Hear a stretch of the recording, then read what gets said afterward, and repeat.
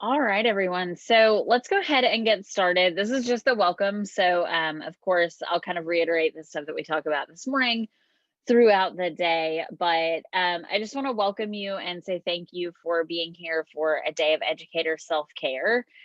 Um, this semester, this year, this past what feels like 76 months has been really, I think, hard on a lot of people, both in very tangible ways, like job loss and financial insecurity and illness and not being able to travel and not being able to see others that we love. But I think it's also been difficult for us from a self-care perspective and from a mental health perspective. And I think that taking time to talk about those things is very important. And I think it's very important in particular for educators. So I am so excited that everyone is here today. We have some really, really great sessions. So this morning in my welcome, I'm basically just going to tell you a little bit about who Lausanne Learning is, talk about the schedule a little bit, and go through some kind of logistics for the day. So Lausanne Learning is a nonprofit based here in Memphis. So we're based in Memphis, Tennessee, and we have been running professional development conferences for about 15 years. Um, of course, we're not doing like a big in-person conferences right now. So we've moved a lot of our webinars and speakers and conferences to the virtual platform. And if there is a silver lining to all of this, I think that that's one of those, because we are able to kind of do things at a more convenient time, where we're able to reach more educators. So our mission is to engage students, empower educators, transform schools. Empowering educators to me is kind of that middle piece there, that you have to do that before you can have students who are consistently engaged and before you can transform schools. So we are, like I said, a nonprofit. We're here to help educators by providing professional development conferences, resources. We do mentoring, which is like consulting, but it's real people. So any needs that you have at your school or your classroom, we can connect you with a mentor to help with those. So we kind of do a lot of different things, but the bottom line is that we're here to support educators. So I'm going to talk a little bit about logistics. So we're going to be on the same Zoom link all day. There are multiple links for each session. This does a couple things. It allows you to kind of pop in and out with one link, but it also helps us be more secure, so we don't have a bunch of Zoom links out there. You'll get a link for the recording next week. It'll be on our website as well, but I'll send it to everyone who attended first, and the CEU that you receive will be sent out by next Friday. A couple things about Zoom. If we do have any kind of Zoom incidents, like if we get Zoom bombed, which I hear less and less about recently, I think some of their recent security measures have helped with that, or if it cuts out or we have internet issues or whatever the case may be, we will stop this Zoom and I will just immediately send everyone a new link. So just kind of keep your email open and look for that. Again, we are recording. I know I mentioned this in my emails. We are recording, but we also want to have like a fun, casual, interactive environment. If you don't want to be on camera, that's totally fine. The speaker will generally be spotlighted, but if you don't want to be on camera, all you need to do is just keep your camera off. We will not ever shame anyone for doing that. You can also type any questions that you have in the chat, and myself or Amy Brownlee, who is the assistant director for Lausanne Learning, will be in the chat, and we'll be kind of around all day to let you back in, to answer questions in the chat, etc. Just some best practices that I always like to go over. If you're having internet issues, turn your camera off. That sometimes helps. Especially if you're presenting and you have a bunch of lag, sometimes that can be very helpful. We do ask that everyone, unless you have a question or there's a participation element, stays muted. This is not because we don't want to hear your beautiful voices. It's because a lot of us have background noise. I have 3 very large dogs. So I will try to stay muted as well when I'm not needed to speak. But again, feel free to pop in. I know all of our presenters today, and I know that none of them will mind just jumping in with questions. So, but other than that, we do ask that you stay muted. But you can have your cameras on or off. This is not, it's not a requirement either way. So the other thing that I just want to mention, and I know I mentioned this in my email, is that this is, and all of our conferences are, a safe space for everyone. Language and the way that we use language matters. And language can be a form of self-care. How you use language, how you respond to language, the language you prefer can be self-care. So, you know, we try to really avoid gendered language, ableist language, culturally appropriative language, and images and concepts. So this can be a very good, open, safe space for everyone. So, and last thing for the welcome, really, before I talk about the schedule, is if at any time today you need to contact us, if you can't get back in, if you have a tech issue that we can't answer in the chat, or you can't type in the chat, which I've seen before, you can email me. My email is acolvin@lausannelearning.com. You can also always text me. So texting me during a conference is probably the easier way because my phone vibrates and I definitely turn my email notifications off. My phone number is 901-860-1946. So feel free anytime, not anytime, but anytime to text me and I'll be happy to help, especially during the conference. That's the easiest way to get kind of immediate help. So I'm going to talk a little bit about our schedule today. So we have just kind of a brief welcome this morning, of course. Then I'm actually going to present next about anxiety, mental health, and the Balancing Act. Then we've got Mike Brady from All Saints Episcopal School in Tyler, Texas, talking about the importance of community, more so now than ever.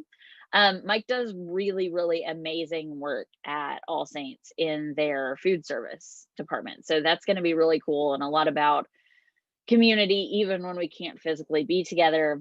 Then we'll have a break for lunch. Again, this is very, very casual. So, you know, I like to build in a few breaks in between things. Right after lunch, we'll have Greg Graber, who is at Lausanne Collegiate School. He's the director of social emotional learning, talking about mindfulness and health. And then at 1:45, we'll have Jojo Juarez talking about hacks for physical well-being and self-care. He is also at All Saints Episcopal School in Tyler and is a Lausanne Learning mentor for us as well. We'll also have a pre-recorded session that will be sent out with these sessions from a student at Lausanne Collegiate School who is a yoga instructor. Zoya Khan will be doing a yoga for self-care session. So basically, we have 4 live sessions. They're all about 45 minutes each. I invite everyone to participate, to, you know, ask questions, make comments. All of the presenter resources that are provided to me will be provided to you as well. So like for my slides, you'll get those after. So I'm gonna end the welcome just like 2 minutes early. I'm gonna stop sharing and I'm gonna get my presentation pulled up, and I will see everyone back at 10:15. So if you have any questions, please pop them in the chat and Amy and I will try to help you. So thank you, and I'll see you all in just a few minutes.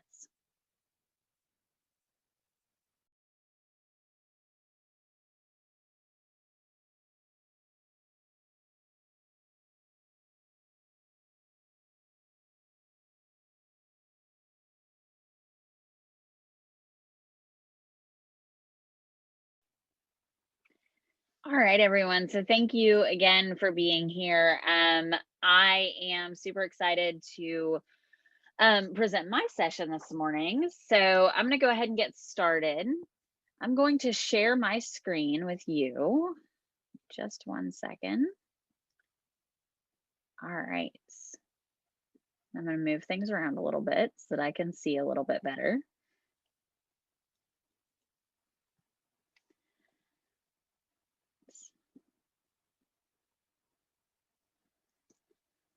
All right. So, for anyone who I don't know or who missed the welcome this morning, my name is Amber Colvin, and I am the director of Laws and Learning. And I'm really excited to be here today to talk to you about something that is really personal to me, but that I also see a lot kind of in the world, which is anxiety, mental health, and the balancing act. I think that we all are participating in the balancing act right now. So I'm very excited to talk to you about this morning. Again, if you have questions, please feel free to pop in and interrupt me or to put them in the chat, and Amy can read them as well. She's my co-host this morning. So I'm going to talk a little bit about who I am. So I am the director of Laws and Learning. I'm also a PhD student finishing my dissertation in early modern British history. I am married. I'm a wife. So I live here in Memphis with my husband. I also have a daughter who is 12. And luckily for everyone today, she's actually not here this morning. She is staying over at a relative's house. But a lot of times when we do sessions, she actually is doing virtual school and she signed up for PE this year.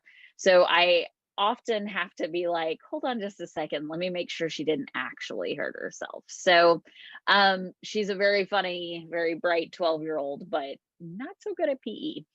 I also am a dog and cat mom. I have 3 dogs and a cat.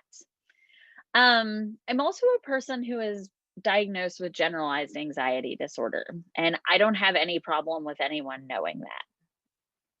Also, just for fun, I am an ENTJ. I love talking to people, and I'm an Enneagram type 1. So take from that what you will. But the bottom line is that I am busy, and like a lot of you, I have a lot on my plate. Um, I am not currently teaching classes. But I've been an educator for a long time. I started teaching my own classes on the college level in 2011. Way more years ago than I like to think about. But I've taught history at the University of Memphis, at Arkansas State University in West Memphis, so ASU Mid-South.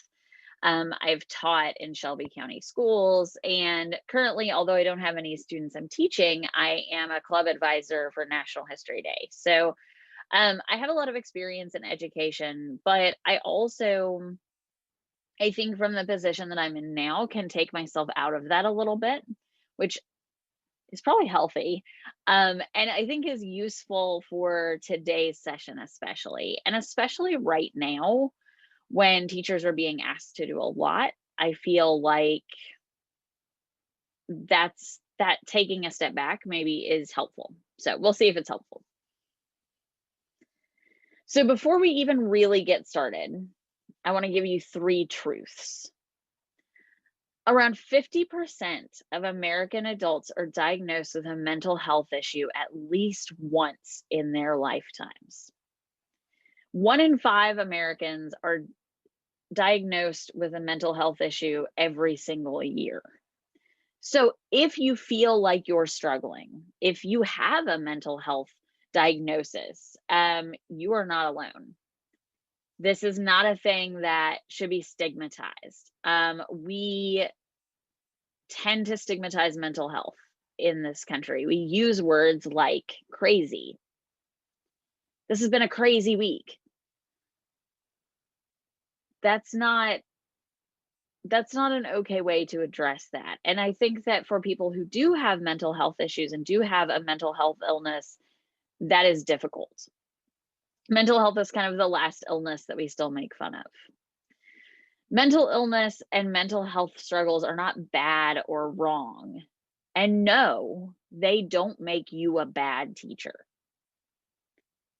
I'm going to reiterate, they don't make you a bad teacher. And yes, you can have mental health struggles and or a diagnosed mental health illness and still be a great teacher, full stop. So I also want to just pause for a second and give the caveat of I am not a psychologist or a psychiatrist. I minored in psychology in college, which was pretty fun, but I am not a mental health professional. So everything that I'm saying here is from my own kind of research and my own experiences. And if you are struggling, I'm not here to tell you you have to get help or tell you how to get help, but I am here to tell you that it's okay to get help. And I'm always happy to share any resources that I have that can help someone with that. So, those are 3 underlying truths. A lot of people have mental illness, and we should really stop stigmatizing it. Mental illness isn't bad, and it doesn't make you a bad teacher. And yes, you can still be a great human, great teacher, great mom, great dog mom, whatever, with a mental health diagnosis, or even if you're just struggling with your mental health. Those things don't stop you from being a great teacher or a great human, right? They just don't. So, what is the balancing act? So, and how does that impact your mental health? So, when I talk about the balancing act, um, I think we all know what it is to be overwhelmed. We all know what it is to have way too many things going on at once, right? Um, and to feel like it's maybe up to us to keep it that way. Educators are often asked to do it all. So we're asked to do everything. And then we're not only asked to do those things, but we're asked to balance them all. And we hear a lot about like work life balance. And I'm sure every teacher watching this is going, okay, what is that? Right. But work life balance is a ridiculous thing because you're still being asked to balance it. There are ways to make it easier to do all the things that you need to do. Like there are a ton of ways to make it easier. And we're going to talk about those. We're going to talk about some resources that I like, some things that work personally for me.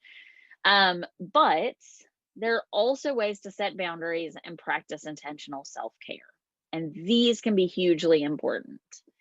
Um, Spoiler for me, the biggest self care thing that I can do is say no to things. So, we're going to talk about some ways to do that and just some ways to practice self care this morning. So, before we get really into like the meat of my session, I just want to do a little exercise because I know that sometimes talking about mental health and sometimes talking about like having to do it all and the balancing act can be very stressful to people. Like I understand that because it is often very stressful to me. So I just want to take a minute to do a very short breathing exercise. You don't have to think of this as meditation. You don't have to think of it as, I'm not going to force feed you granola after this. This is a very, very easy, simple thing that you can do when you're overwhelmed. When you're being asked to do it all, here's something that you can do to kind of help yourself too. So we call these like a 517. Some people do different numbers, but I just want to ask you to just take a moment and just get comfy. So to prove how casual this conference is and how much self-care matters to me, I am definitely wearing like my coziest sweater and, sitting in my comfy chair. But I want you to get kind of comfortable. And a lot of times when we struggle with anxiety, we tend to hold on to it, right? Um, I hold anxiety in my shoulders. So the very first thing I do when I sit down to kind of relax is just release that tension in my shoulders. So identify where you hold that tension and just take a second to release it. And then if you're comfortable, I'm going to ask everyone just to close their eyes. And you're going to breathe in through your nose for 5. And then hold it for 1, and then release for 7.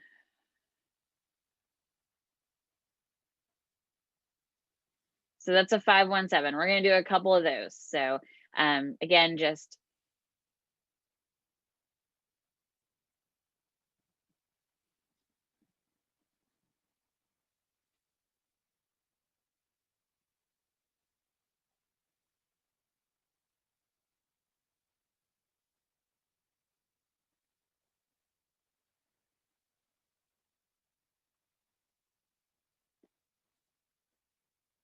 So one of the benefits of breathing, whether you do 5-1-7s or you do, 7-2-8s, whatever number you do. I know everybody has different breathing methods.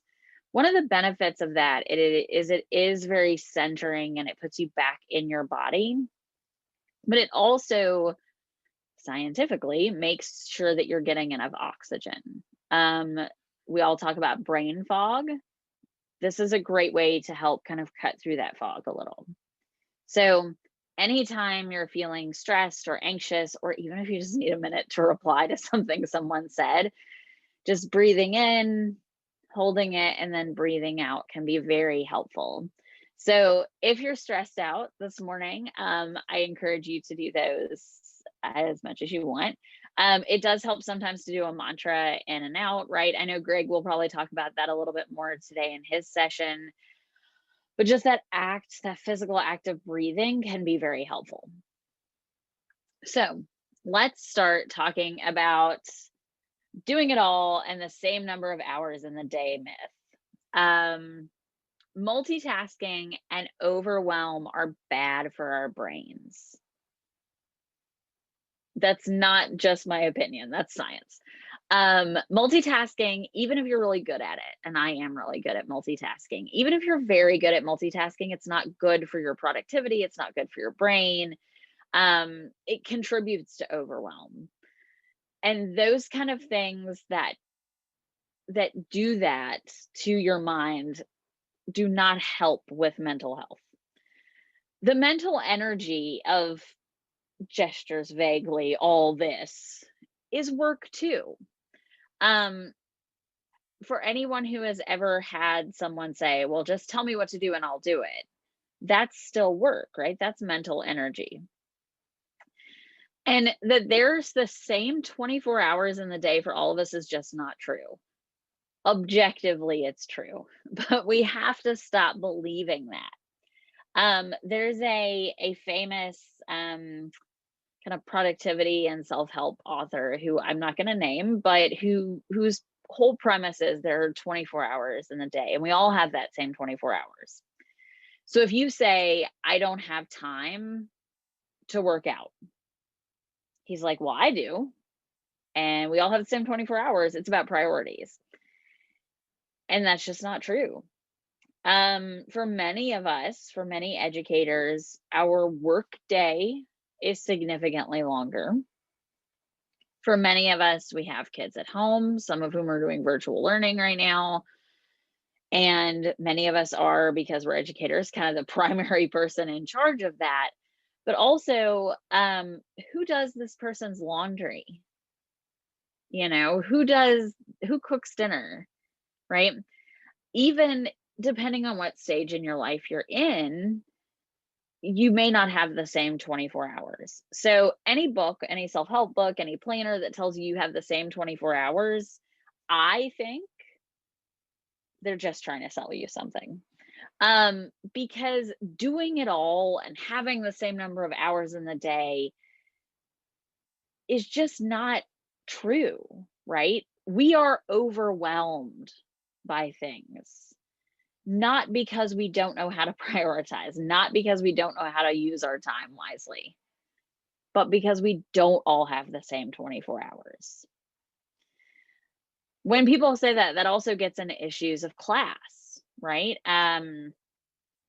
Someone who is working 3 jobs does not have the same 24 hours as someone who has a maid, So before we really even get into the meat of what I'm going to talk about today, I just wanted to make sure that this balancing act that I'm talking about, it's not just you. So please don't feel like you're the only one struggling with it. But it's also not fair, right? It's not fair for productivity experts to tell us, oh, you have the same amount of time, like just do more in the time that you have. That's not healthy. So one of the things that I have come to realize, and that I think that is hopefully very healthy, is that doing it all is a myth. No one can do it all. we have to stop believing this.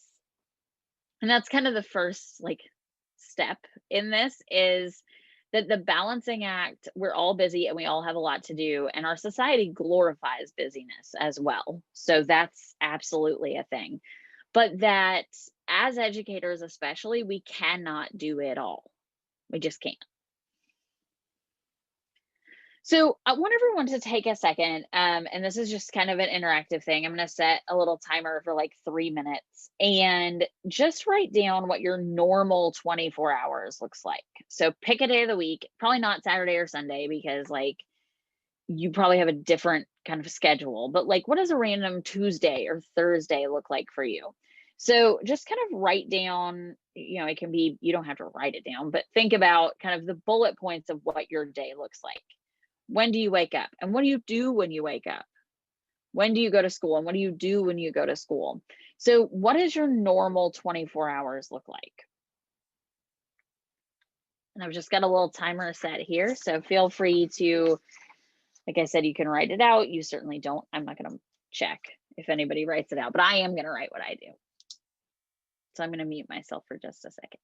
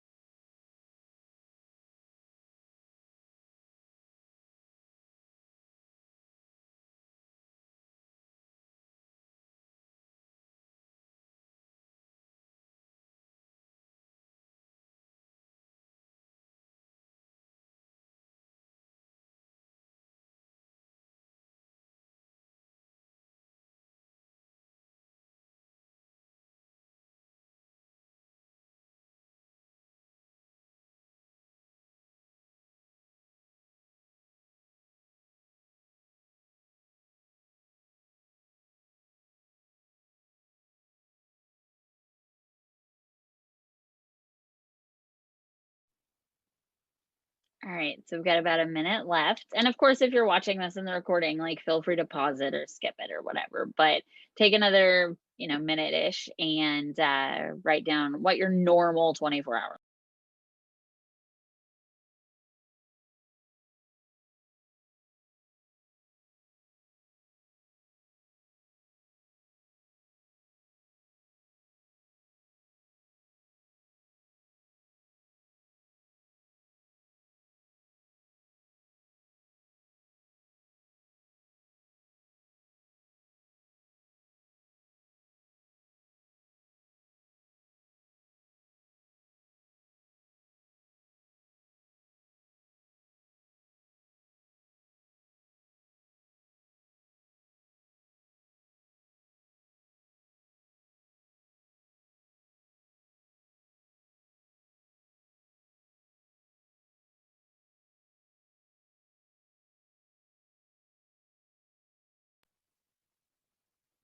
All right, so I wrote down kind of my normal day. Does anybody want to share kind of what their day looks like? Just kind of an overview.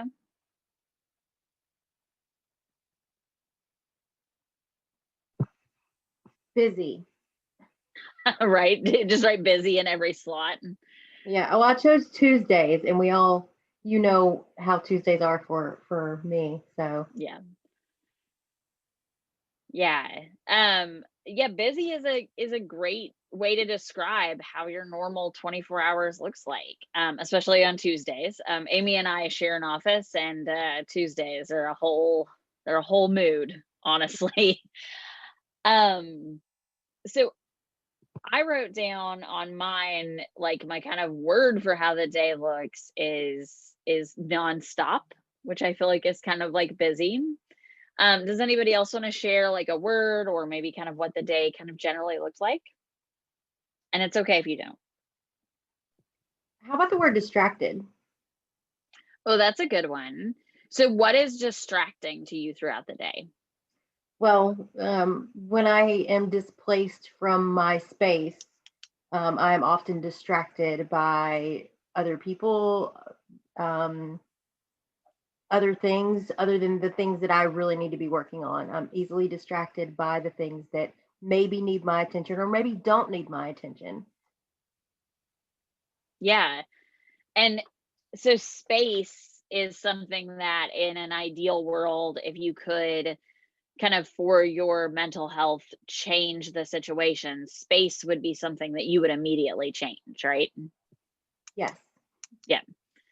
So Amy, that's a really great example of identifying what is positive and what's negative in your day as well. So I actually in my planner, I don't have them right here, but I use these little sticky notes that say for every day it says more of, less of.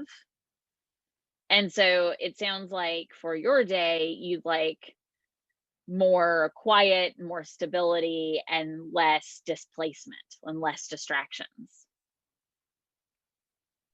that is absolutely correct. Right. So that's a really great way to help us kind of identify what we want our days to look like versus what they currently look like. So for me, I wrote down a couple of things, but mostly kind of overwhelm. So I went through and wrote down kind of what I do every day, and I'm just gonna read you guys this list. So I get up around 6:30. I take a shower and get my life together. I wake up my daughter. I make breakfast. I'm at my desk usually by like 7:45ish. I check my emails. I do administrative stuff. I work until about noon. I make lunch for everyone, which I love cooking. So like, please don't see this as complaining. Then I work until about 4ish, and then 4 to 5 or 6, we like go to the dog park or I take the dogs for a walk. I have a poodle, a Great Pyrenees, and a Basset Hound, so they need a lot of exercise. Then I write between when we get back and I make dinner. I try to watch an episode of TV with my family while we watch dinner. I write between then and bed, and then I go to bed around 10 or 10:30 usually. So some of those things, of course, are dependent on other people.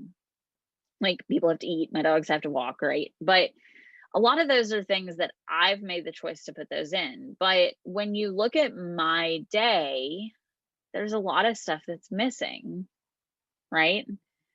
I don't have time to watch a lot of TV if I do all these things. I don't have time to read if I do all these things. I don't have time to go to the grocery store if I do all these things. So that's really important to identify the things that you want more of and the things you want less of in your day. So that's a really good exercise for me. And I'll talk about kind of how I do that, like how I look at my days and how I figure that out here in just a minute. So before we go any further, I want to share my very favorite quote with everyone, because when you look at your day, I also find it's very helpful to split my day into two categories: things where I'm being of use and things where I'm being used. And being used, by the way, it doesn't have to be like in a malicious sense. So, like, my dogs are not being malicious when they're like, please take us for a walk. But then you can also kind of identify places where maybe you are being used in a way that is not healthy, right? So be of use but don't be used, especially if you work in a nonprofit as well, is a really important quote for me. And it's important for educators, I think, too. So when you're looking at your day and you're saying, I want more of this, I want less of this, it's also a really good place to identify where you're being of use. And actually, I think walking my dogs is being of use, and where you're being used. So just kind of keep that quote in mind. So if we can't do it all, if we can't, and I think that maybe we can't, right? I don't think that that's a thing that's realistic. Um, how do we do what we have to do? Because, frankly, there are things that we have to do in our day. So my number one suggestion would be don't listen to productivity coaches who want to sell you things. Anyone who sells you a reclaim your time type of thing that's a one size fits all is not probably going to be super helpful, because you have to recognize that one size doesn't fit all. And learning practical ways to manage tasks. So prioritizing them, getting easy wins, that is more important than like having a productivity coach, right? Those are things that you can do on your own. So I will show you just a quick example. This is a planner that I'm kind of trying out. It's called the Momentum Planner, and I'm happy to send, the link to anyone. This is a weekly dashboard planner. So I'm just going to kind of hold it up and I'll share this too. But this has your monthly objectives, your weekly objectives, scheduled events, deadlines, and then things to do each day, right? So this is something that I use quite a bit. But what I do when I'm planning, right, whether it's in a planner, whether I'm just kind of thinking through projects, is I make two kind of lists. And this is how my day works usually too. I prioritize them. So what is the most important thing to get done? Like your have tos. Like I have to get work stuff done. Some work stuff. I have to walk my dogs and I have to eat at some point. But I don't have to make an elaborate breakfast for my family. I can tell them all to just get bagels, right? So prioritizing what is most important and what you can kind of let go of, and I'll talk more about that in a minute, is really important. But a lot of people tell you to do the hardest thing first. And sometimes that's great advice. And if that works for you, that's totally okay. For me, I get my easy wins first. And then I feel like I'm accomplished the rest of the day. So by easy wins, I mean, I do things that are not hard, but have a big impact. So every day when I sit down at my desk to work, the very first thing I do is check my email, and I reply to every unread email or every flagged email from the day before in that morning. I really try not to check my email outside of work hours, although I'm sure they all know that that doesn't always happen. But that's an easy win, because very rarely is it difficult for me to like take care of an email right that second. So that's an easy win that I can do. Another like easy win, for example, is, post something to Twitter or reshare something, right? Or send an email or send the Friday Finds email, right? So for me, that's a way to kind of cope with those things. So if you have stuff that you have to do, like for real have to do, figuring out what helps you get that stuff done the easiest is a great way to not only figure out what you actually have to do, but also figure out how to do that. I'm not a productivity coach, but I am someone who has experience in project management and who loves this kind of stuff. So I'll include my information at the end. I am always happy to send suggestions to kind of help you through this process if you need help with it. So does anyone have, I see there are a couple of things in the chat. Does anybody have any questions so far? Any comments, any ideas?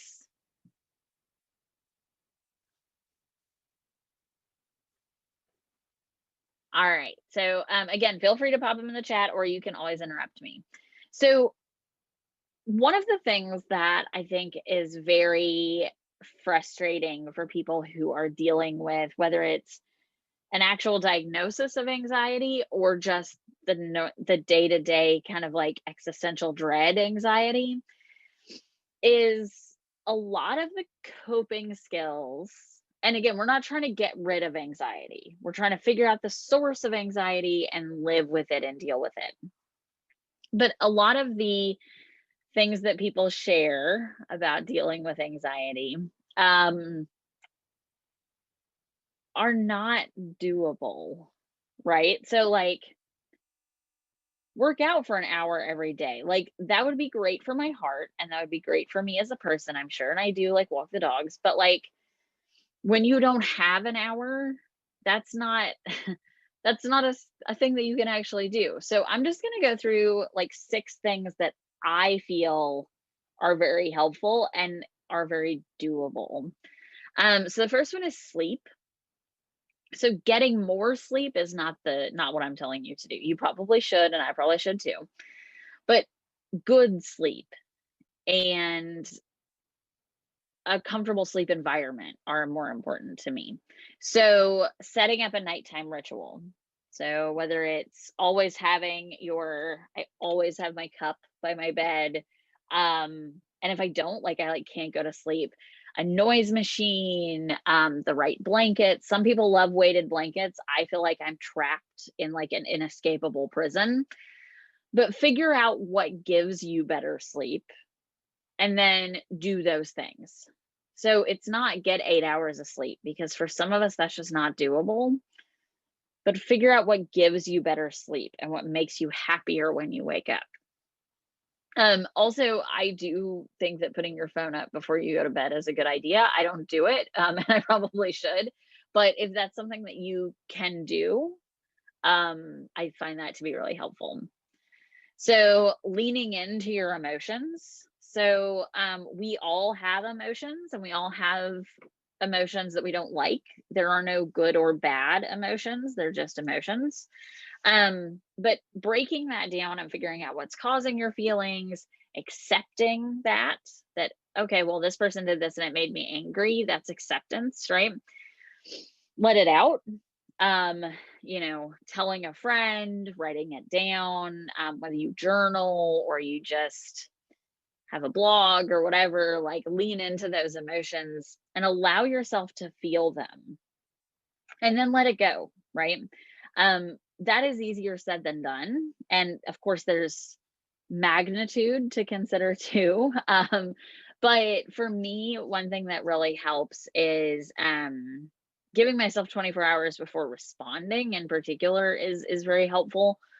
But also just kind of, this is what's happened, this is how I feel about it, and now I'm going to move on to a solution. Like, but I feel like that step of acknowledging that emotion and kind of leaning into it is very helpful. Um, what can you control? Especially during the pandemic, um, figuring out what you can and cannot control is important. So when you see something that you can't control, that doesn't mean you have to let it go necessarily, but it does mean that you need to figure out a way either to be able to control it or to not let it impact you as much as it is. I have a really hard time personally with not being able to control other people's actions. So, for example, when I go to the store and I see someone with their mask like down over under their nose, it really bothers me. And I really want to be like, please pull your mask up. And full disclosure, I often am like, please pull your mask up. But I don't have to be angry about it. I can be disappointed and I can be all these other things, but I can't control other people. And I think in a school setting, that's incredibly important too, because we can't always control everything. Um, but we can always ask for help. We can always ask for help. We can always surround ourselves with people who are on our team. Um, as I have gotten older, I've realized that it's very important to have people who have your back, because you can turn to those people. You can also ask yourself for help. You can write, you can journal, you can write letters to yourself asking, kind of how things made you feel. Like a lot of people like words of affirmation. So kind of going back to that, like breathing and mantra. You can also ask for professional help. Therapy is not a bad thing. And there's nothing shameful about it. And there's nothing shameful about taking medication. It's just not. So asking for that kind of help, cultivating friendships and teammates who will help you and encourage you to get that kind of help is crucial. And again, these are all things that like you don't have to be mega wealthy and have a household staff to do, right? You don't have to be a stay-at-home, just lady of leisure, right? You can do these things because they don't require much investment in any real sense, right? It's just investment in yourself. Learning your love language is really important. And I don't mean necessarily like you have to read the book, but understand what makes you feel good. So I have struggled a lot, in particular during the pandemic, because the thing that makes me feel good is quality time. So I love spending time with my friends and my family, but I also really, really love spending time just by myself. I used to go to the movies in the middle of the day, and we can't really do that right now. So my lack of alone time has really impacted my mental health. So figuring out what your love language with others and with yourself is very important. And then physical health. So JoJo is going to talk a little bit more about this today, but just a couple things. I'm not talking about like become a marathon runner, like because I don't run, but things like hydration, drink enough water, eat what you want and what makes your body feel good. Take care of yourself. I actually saw a thing on Instagram the other day that was like a daily pandemic checklist. And one of the things on there was take a shower. Like, if that's where you're at and just taking a shower will help, that doesn't have to be the smallest thing you do in a day. That can be the biggest accomplishment of your day, and that's okay. You know, if you have health insurance, if you can do it, go see a doctor. If you need mental health help, there are a lot of free resources right now that I'm happy to share with everyone that are very helpful. You can see a therapist over telehealth, or I know there's like a hotline for Tennessee teachers in particular. So some doable and practical coping skills can make a big difference. So some things I use: planning and journaling. I actually plan and journal in the same place. My grandma did that, and I always thought that was really cool. She would kind of plan out her next day, and then like above that, she would write just a few sentences about what happened that day. Take social media breaks. I'm sure Greg will talk a little bit about social media, but social media can definitely be a source of anxiety. Have hobbies that are not hustles. I am bad about this. So have hobbies that you enjoy just for enjoying them, not because you want to turn them into a profit. Take time to recharge, and then physical and mental boundaries from school. So those boundaries are really important. I can cope with a lot, but there always seems to be more. That's probably what you're thinking, right? And here is the second best piece of advice that's ever been given to me. Be of use, don't be used, is number one, but learn what balls are glass and what balls are rubber. So if you're juggling and you drop one, that doesn't necessarily have to be a problem, or it could be a big problem. Go through kind of like how you go through your day and identify like what you have to do and what's important and what's a priority. What are the things that you have to do that it will be absolutely catastrophic if you don't get them done, or if you don't do them at all? And what will be, it's okay if you don't do them, right?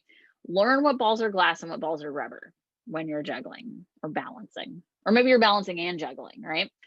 Saying yes to everything. So making every single ball that you're holding glass means saying no to the things that you really actually want to do.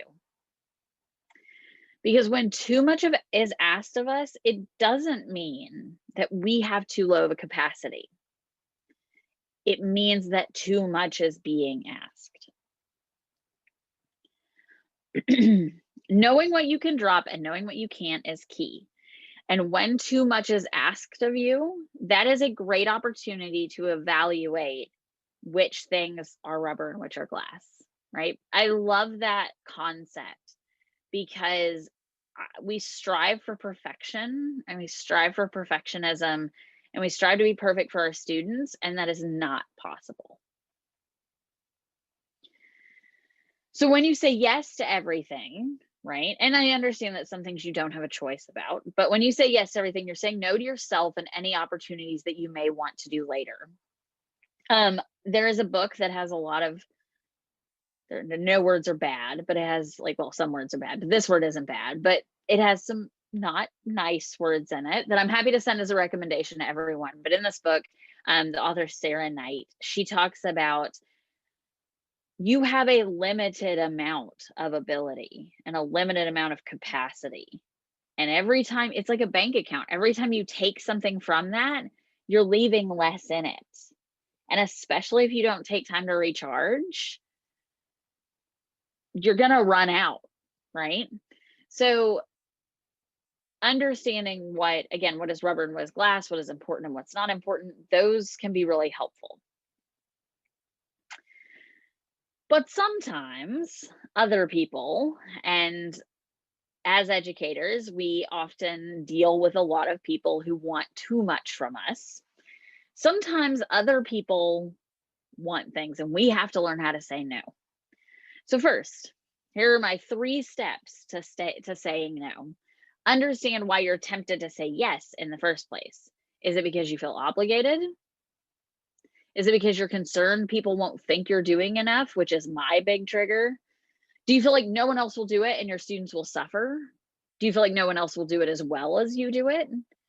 Or are you saying yes because it gives you joy and satisfaction? This does not include things like, if I don't say yes to this, I actually will lose my job. But most things that we are asked to do are not that. So number 2, think about the different levels of no and ways to express your boundaries. If you really mean no, say it. If you mean maybe, leave the door open. Setting those clear expectations not only sets people up to treat you better in the future, but it also makes sure that those expectations are met and you get to see who doesn't care about your boundaries. So if you say no, like a hard no, and someone consistently persists in trying to get you to say yes, that is a person who is toxic and does not care about your boundaries. If you say maybe, and the person gets offended and walks away, that's a person who doesn't care about your boundaries. For anybody who knows what the Whole30 is, and I'll share this as well, she has a great Instagram series about different levels of saying no and how to be both very gentle with no and very like no with people. So those expectations are very important to set up on the front end. And in your hardest times of saying no, remember that it's making you a better person, but also a better educator. Our students model the behavior that we show them. And when they see someone stand up for themselves and their boundaries, that is huge. It is so powerful. And especially for like middle school and high school girls, that is very, very powerful because that tends to be an age, I know it was for me, when people start expecting you to fill a certain role.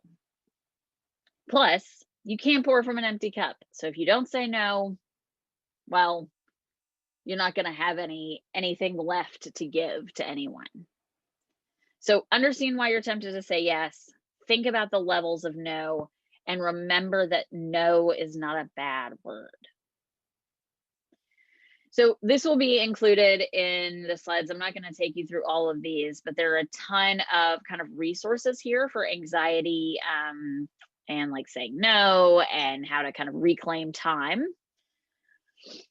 Another great way to do this is to connect with others. So here's all my information. I also recommend some groups and some resources here. These are some of my favorite. If you like My Favorite Murder, the Teacherinos group on Facebook is really good, as is the Global Educator Collective, the Calm app, which is free for educators. And then for me, a thing that I really love doing and that is self-care for me is hiking and like going on walks. So All Trails is free, and it's a really great way to even just find quick hikes. So those are some things that I like, but that connection I think is really important. So I want to end with this quote from Mr. Rogers, that someday doing the best we can may still fall short of what we would like to be able to do, but life isn't perfect on any front. And doing what we can with what we have is the most we should expect of ourselves or anyone else. Life isn't perfect and we aren't perfect. And that's okay. So please reach out to me anytime.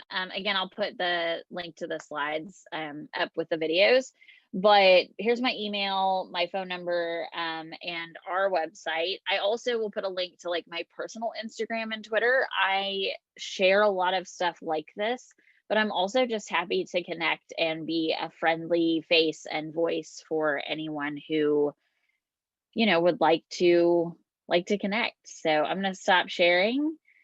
I know I'm really close, or I'm a couple minutes over time. Are there any questions? It's totally okay if there aren't. It's early on a Saturday morning. All right. So if we don't have any questions, what I'm going to do is I'm going to stop recording and stop sharing, and then we're going to take a quick break. We're going to be back at 11:15 with Mike Brady from All Saints in Tyler. So I will see everyone in just a few minutes. So welcome everyone. Thank you again for being here for a day of educator self-care. I am super excited to have everyone here, to have everybody who's watching this video later, kind of in hopefully your relaxation time. So I'm excited to introduce one of our friends, Mike Brady, who is the director of food service at All Saints Episcopal School in Tyler, Texas. All Saints was a spotlight school of ours a few years ago. They're kind of longtime friends of ours. It's an amazing school, really built around great leadership, great people, and a great community. So he's going to talk about the importance of community more so now than ever. So Mike, I'm just going to hand it over to you and let you kind of tell us about community and what I know is awesome stuff y'all are doing. Hello, everybody. Thanks for joining y'all, or thanks for joining, or thanks for watching this down the road. Really exciting topic in general, and obviously exciting, but also much needed. The time that we're in right now, though we won't be in it forever, very exciting for now. I hope that's not too loud. Sorry, that's the world we're in right now. I thought what I would do is give a brief little background just to kind of get perspective going, and very brief. I have been a restaurant guy, chef guy for the past 20 years. The majority of that time I did the Michelin rated stuff, real high-end white linen service stuff.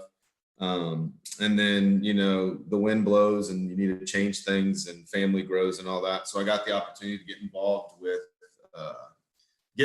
All Saints. And that's a lot of fast forwarding, but it will kind of tie together.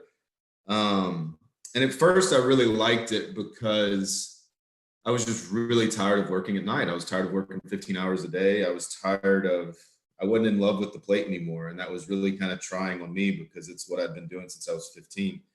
And I grew up in an advertising family, and the pitch was make it a great day and pass it on. So I was kind of stuck because for the longest time I was like, the restaurant is my way of making it a great day and passing it on by making it a great meal and experience, one meal and experience at a time. And I was really in love with that. So when I was kind of at a crossroads, I was trying to figure out how could I make it a great day and pass it on. Well, I originally looked at getting into the school lunch business just as really good catering for a project that I was working on, or regular catering that I was working on, because a chef restaurant guy loves fixed catering, and 5 days a week, very fixed times like a school regiment was very attractive. Well, after getting into that, I really kind of fell in love with, even before I really realized the community, I really fell in love with just the whole aspect of, this is a really neat opportunity, like, right? And what a great energy to be around. Like, instead of hustle bustle restaurant and all the stuff that goes with the restaurant, why not like put yourself around kids, right? Like, what just a joyous thing. And so the first couple of years, it was really that, and I just really enjoyed the environment, or just a change of pace and a change of environment.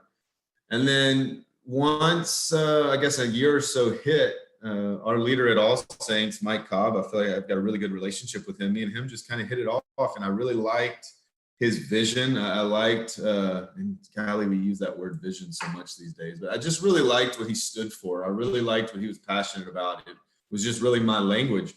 And so we built this really cool lunch program, or rewrote the script of this lunch program at All Saints, and we turned it into,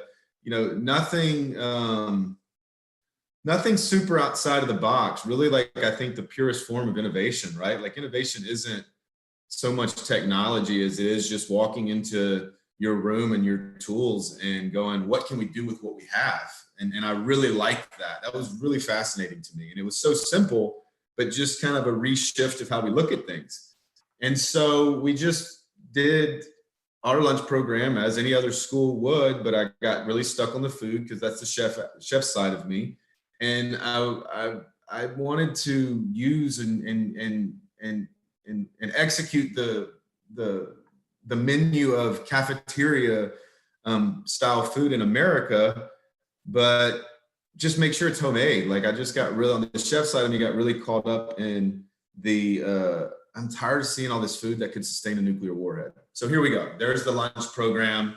And we execute that every day. But then after spending, and the reason I say all this is to say this, like, after spending every single day for the first couple of years with these kids, I really saw and had a perspective shift on what a great opportunity to build community, right? Like, in the restaurant world, you thrive for that. Like, for business, of course, you like seeing Mr. and Mrs. Smith every Friday because you're doing something well, because they keep coming back for more. And that's once a week, though. And that's great for business there. But then I started thinking, like, what a great opportunity, because I can do this with a community, with a group of people, with a common interest, goal, attitude, perspective, the definition of community, 5 days a week, right? So, and I really just kind of got obsessed with that. Like, that's so cool, because the restaurant guy is always looking at, how can we be consistent? How can we execute consistently? How can we build a clientele? Well, you're kind of doing that in the same thing, but just multiplied, because you get more exposure with this group, and it's a captivated audience. So then that's where I really got on to community. And so hopefully I'm keeping this all together, but I think, when you start looking at community, whether you need to build community, whether you have zero community, or whatnot, I think how I choose to look, or how we at All Saints look at community in building it, is, for one thing, it's that, how you wake up in the morning, or how you look at it, is you have to accept, and you want to accept, that it's never, okay, I'm going to do all this work and I've got it, right? I'm going to do all this work for a year, 5 years, 2 months, however long, this period of time, to reach this goal of, okay, the community's good. Like, I don't like looking at it like that. And of course, I know I'm just a small fish, but I like looking at community as, no matter where it is on the scale, great or needs improvement, wherever it is, it's always, we're working for more, or to keep it. And so I think when you go into the conversation of community, I think it's really important that any community building that we're going to go over, that I go over, I always look at it as, okay, this is a great foundation and this is great moving forward, but it's also a thermometer, right? Like, it's also this thing where it's like, I'm always taking the temperature of our community, because of course, for one thing, anything that you're doing when you have a captivated audience, you never want to saturate, especially this day and age, right? Like, emails, events, parents with kids and working, there's so much going on. So I also, at the same time, when we look at some of these things that I go through, I'll kind of try and explain, like, I want my community building that I'm responsible for. And of course, I'm just a member of the community. I'm not the controller of the community. I just try and enable the environment to have, to be communal. I think it's very important that you keep it very simple. And so, for example, like one thing that we do is we developed, let's see, I think, well, this year's goofy. So I think 3 years ago, we started Cookmunity, and it's literally a meal. And I think it's so simple, but I think it's one of the greatest examples and things that we do, because it's absolutely basic. And I think that's what people like about it. I don't think I hope it is about my food, but I don't think that's what it's about. So Cookmunity, we do 5 times a year. And it's pretty strategic when we're looking at building our calendar every year. It's 5 a year. I try to deliberately have 2 run into events on the campus, which is a beautiful thing, right? And if there's a soccer game and if there's a play, right, or something of the nature, how awesome is it to think that a parent has a kid in the soccer game and a kid in the play, and one starts at 6 and one starts at 7:30, and they can come get grab a free dinner. And I don't even care. I don't even think they care about the free part of it. It's just, oh wow, I can go get a bowl of soup, right, between things and not have to leave the campus. Well, from a community standpoint, it's a one-stop shop, right? So it's very simple. But then when they're able to come take a break and not have to get in the car, blah, blah, blah, then they see, like, okay, this is really cool, because the community is simply, it's a cafeteria meal. They come in the cafeteria, and I do kind of have a start time. And I started the first couple every year standing up on a chair, grabbing the microphone with my speaker in there that I play music on every day. And I say, okay, the agenda is that there's no agenda, right? And I think it's important to say that, because so many parents, and it's something you have to do, there's nothing wrong about it, but usually when parents are on campus, they're on campus for something, for an event, something that they have to possibly in some way, shape, or form put a face on, right? Not artificially, but they have, it's an agenda. So I think for them to be able to come on campus and to sit down with their kids and their family or whoever came and have a meal, of course, kind of sort of overanalyzing it, they get to be a student with their child. But then I think they really go, oh, wow, that was really nice. And they might not interpret it why it was nice. That's fine, right? We're building community. But I think too, when you're looking at it for the person that's trying to develop and take the temperature of the community, it's a beautiful thing, because they come in, they sit down, they eat. They're not listening to someone speak. They're not listening to someone trying to raise money, which there's nothing wrong with. That's part of it. That's how you have to take care of a community. They're not talking about an assignment that their kid didn't do, or they're not talking about assignment that their kid did well on. They just get to sit there and be.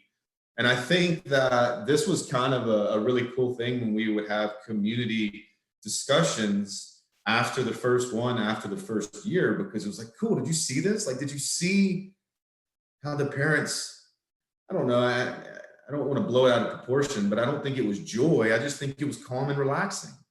And I think that's a very important part when you're talking about community, especially when you're associating community with a school, because like I said, there's always so much going on at school, especially the kind of schools that we are, right? Because it's all about involvement.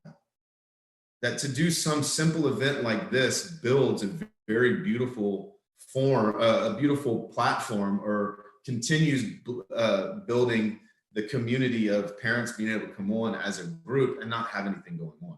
So that's been a really good part of our of community. And I hope that when I try to make those points within that you really kind of get it, because I also hope that whenever I get to talk like this, that I think like everybody is, it's not so much about exactly how we do it at All Saints or how I do it in my business at the Garden of Eden at All Saints. It's to give ideas and to hopefully, you take those little nuggets and go, oh, wow, that's cool, right? Or, okay, that it doesn't apply to me in my world, but this gives me an idea to do this. That's how my brain works, but maybe I'm a goofball. But anyway, so, and also just to tag a little bit about how I think community is so important right now, more so than ever. And again, I don't want to get stuck on pandemic, but I think you have to keep it alive. Is since March, we've done virtual communities and we've had pretty good involvement. Like, it's kind of funny, but like, I've only done like 4, because we don't want to do it too much, right? Because then it becomes, like, oh my gosh, it's one more thing I got to do. But we did virtual communities, and it was a Zoom call. And of course, by now everybody is so Zoom savvy with the world that we live in. But I would get my laptop. And I learned a lot from it too. Like, I don't know after this if we'll ever do virtual Zooms, but it was unique because it gave a snapshot of people at home, which was really cool. And I think people at the same time, I think after it's all said and done, this little thing probably built our community a little more than this. Not that I'm thankful for COVID, but you got to make it work with what you got. But anyway, I just set up my laptop and I would send a press page out to the community 4 days before, and we'd have a little bit of a theme. Like the first one we did was support your local restaurant and meet us meet us at the link at 6:00. And the computer was in the front, at the head of the table. And we would, like, my family and I'd go pick up a local restaurant. We'd sit down, we'd open up. And the first one, we had like 35 people, which that's a lot, right? Like I was impressed. And it was a little overwhelming because, man, after we get used to these Zooms, it's still pretty overwhelming the more people you have. So what we would do is just go around the room, or go around the room, the Zoom link, whatever you call it. And everybody would introduce and say hello very briefly, very informal, very comfy. I mean, people were in their PJs, which that was just so cool in itself. And talk about the restaurant that they supported, which we thought that was really good for this time. Again, I don't want to get so caught up in the pandemic, but we thought it was really cool to help stimulate our community at a greater scale in the city that we're in. But I think too, it was really cool for us to share that because it was a very different thing. So we've done that, I think 4 times, and that was a really great way to stay connected right now. But I do have to say that I'm very proud of the community that we've been building to allow us to, when we came in this time, that we already kind of had that foundation. So then we could do this again. And I think when we get out of it, if that makes sense, it'll be that much greater. But I also think touching on community is very, very important when we look at day in and day out. Someone said to me right when I got started with this, someone was complaining about a menu item or something that we served that day. And of course, the headstrong chef in me gritted my teeth and got mad because, that hurts my feelings, but I can't show that it hurts my feelings because I got to be tough, that whole chef thing. And one of the administrators said, Michael, you got to realize we're on a ship, right? Like, this is new. Like, we're on a ship together. They get you for breakfast and lunch every day. It's not like a customer coming in once a month, once a week, or for a birthday. And I was like, oh, wow, I never thought about that. Like, that was really, okay, cool. I know that you're not going to please everybody all the time, but I want to. But anyway, after saying that, like, I think our commitment to how our environment is at lunch every day is it has to be the nucleus of the community that we're building, of course, at school, but it's also the biggest opportunity to keep it, to establish it and keep it. Because of course, all these little events that we do on the side, I don't think they would be as valuable if we didn't have that relationship from a communal standpoint with the kids, and also too with faculty and with administrators and everybody in our community. And it's nothing super unique. I think it's just spending time, like our cafeteria is a cafeteria like you all have. I make sure that we have music every single day. I do silly things like have a notebook that kids can tell me songs that they like. So we add a playlist. We have art projects. God, I wish I had pictures. I will next time. We had art projects where different classes, different grades, put stuff up in the cafeteria like everybody does.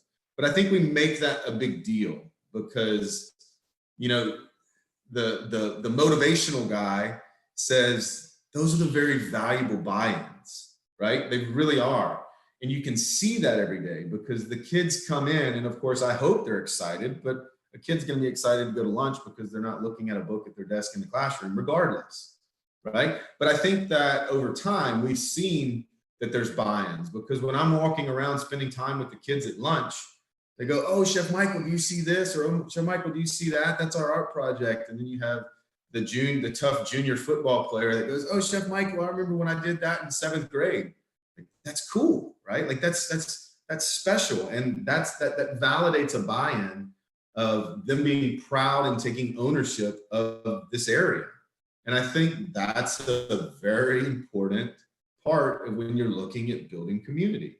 I think it's also, it validates when I talk about you're always taking the temperature of your community to see where it is. If the jockey junior tough high school kid that's in that chapter of life can look at me and kind of dork out and say, "You remember I did that in 7th grade?" Like, man, I don't know, but that's pretty big validation to me that we're in a good place and we're definitely moving in the right direction.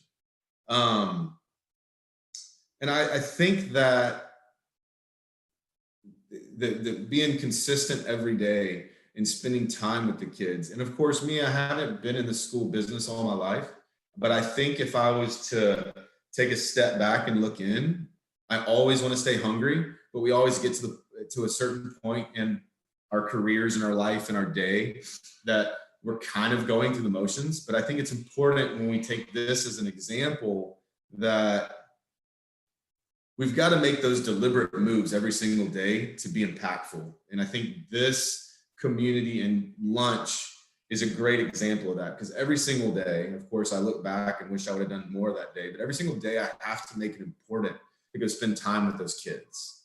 And it's silly. Like, we have silly birthday celebrations, but guess what? They're proud of it. You know, we have silly little things that we do on the table that when they hear it, they stop and they jump in and do it with me, which is a great safety thing. But it's camaraderie, right? You know, and I don't know how this records, but like, if you come in the cafeteria and you hear, if you hear that, you're going to hear all 60 kids, whoever's in there at that time, do the same thing. And then you're going to hear, and then you're going to hear them do it, right? It's super silly. But when you see it, like, I see people come in for lunch from different aspects of the school, and I'll look around, of course, because I try and stay conscious of it, because again, it's me taking temperature. But they look around and they go like, "What in the world's going on?" And they see the kids take part of it, and they're like, "Wow, that's really cool." I also know on the back end that it's a great safety thing, because if I ever need to get their attention, I can get their attention really quick without scaring them, right? But that's another thing. But it's camaraderie. It's fun. If I can get juniors in high school to do that, there's something there, no matter how tough they are, that they like and they pride. And I think it's those little things, right? Like, I don't know, maybe I'm more of a goofball than I thought, but I think those little things are super definitive of community. And when you take all those little things and it's that consistency every day, 36 weeks a year, you know, zooming into what we're, the industry that we're in, that's pretty, I think that's pretty cool. And I also like to think that it's very impactful and important for their day, right? Like, one thing I've always said since day one, and I always agreed with Mike Cobb, is lunch is supposed to be fun, right? It's another recess for the kiddo at school, no matter what the age is.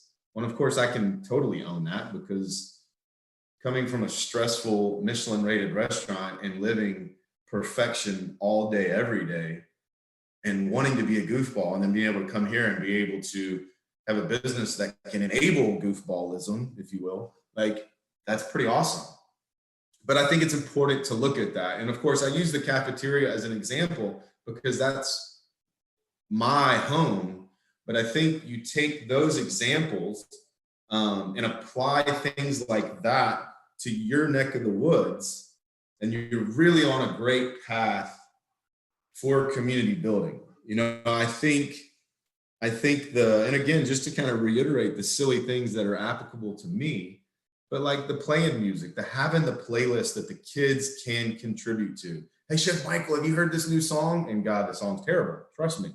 But the first grade song that's about singing about cupcakes for 2.5 minutes and with these awful noises in the back, when they're eating lunch and they hear it, man, they're having fun, right?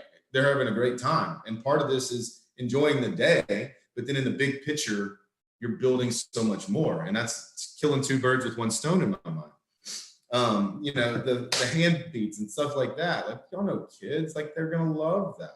And then they're proud of it. So then when they come in for a community with their parents and they see us do it, the parents are like, okay, that's really cool. Like, not that I'm just getting my money's worth, but there's something that my kid's really proud of. So yes, I'm getting my money's worth, but also how great is this for the foundation of my kid?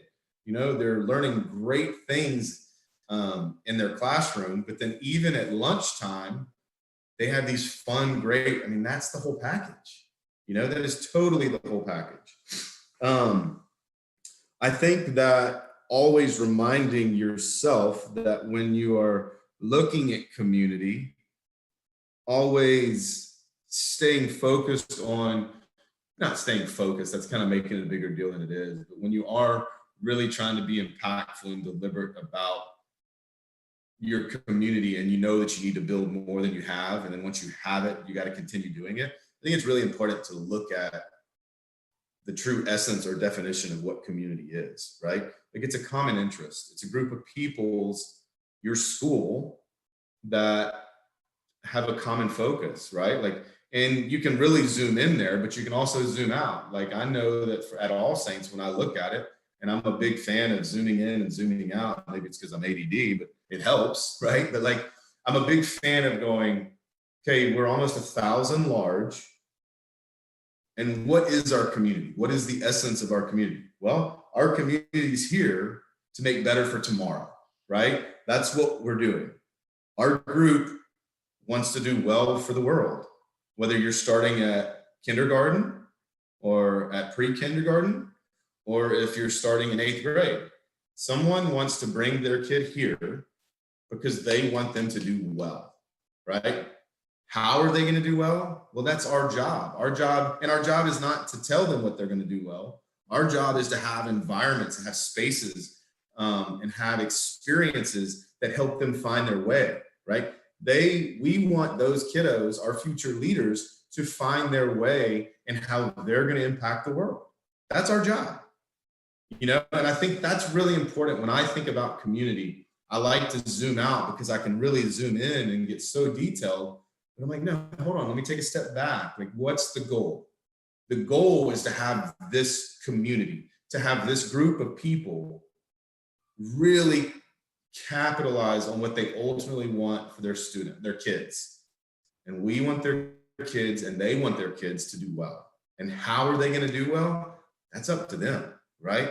We just want to stimulate little nuggets along the way. We want to have great experiences along the way that truly impact them, that truly move them. And maybe it's a silly song during lunch. Maybe it's the homemade meatloaf. Maybe it's the patting on the table. Maybe it's when I tell them to put one arm up and they know that I'm going to say, pat yourself on the back, and they say, good job. And then we put our arms out and you pat your wingman on the back and say, good job. And then I say, where we go one, and they say, we go all. Like, those are experiences. Those are so impactful, especially when you're doing that 36 weeks, right? That becomes cultural. And, you can also go into a whole nother conversation about community and looking at your culture, because that's what it is, right?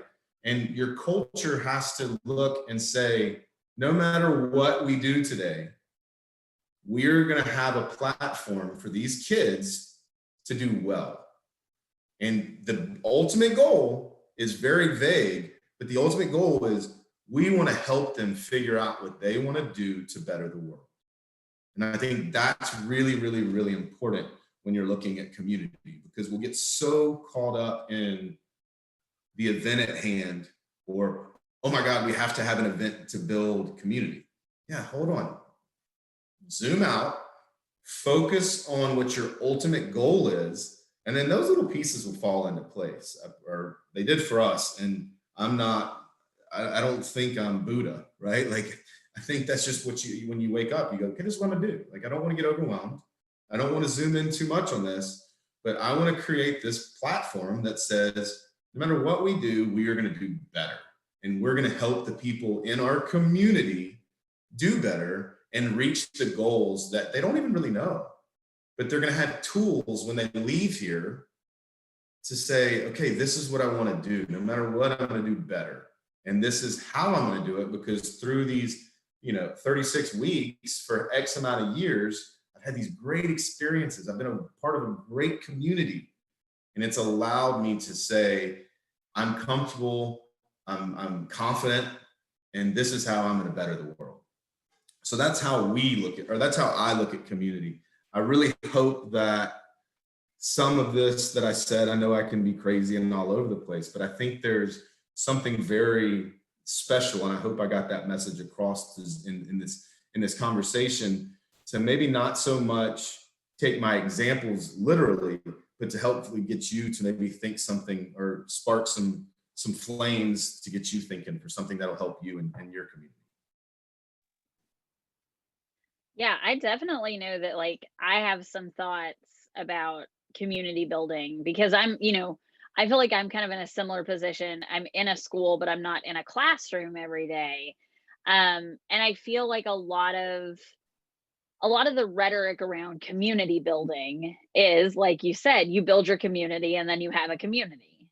But that's not it. And teachers know this, and I think we know this, that when you build a community, it's not you build it and then it's done. It's you're constantly building and treating your community in a way that they need to be treated. It's a constant, almost stewardship.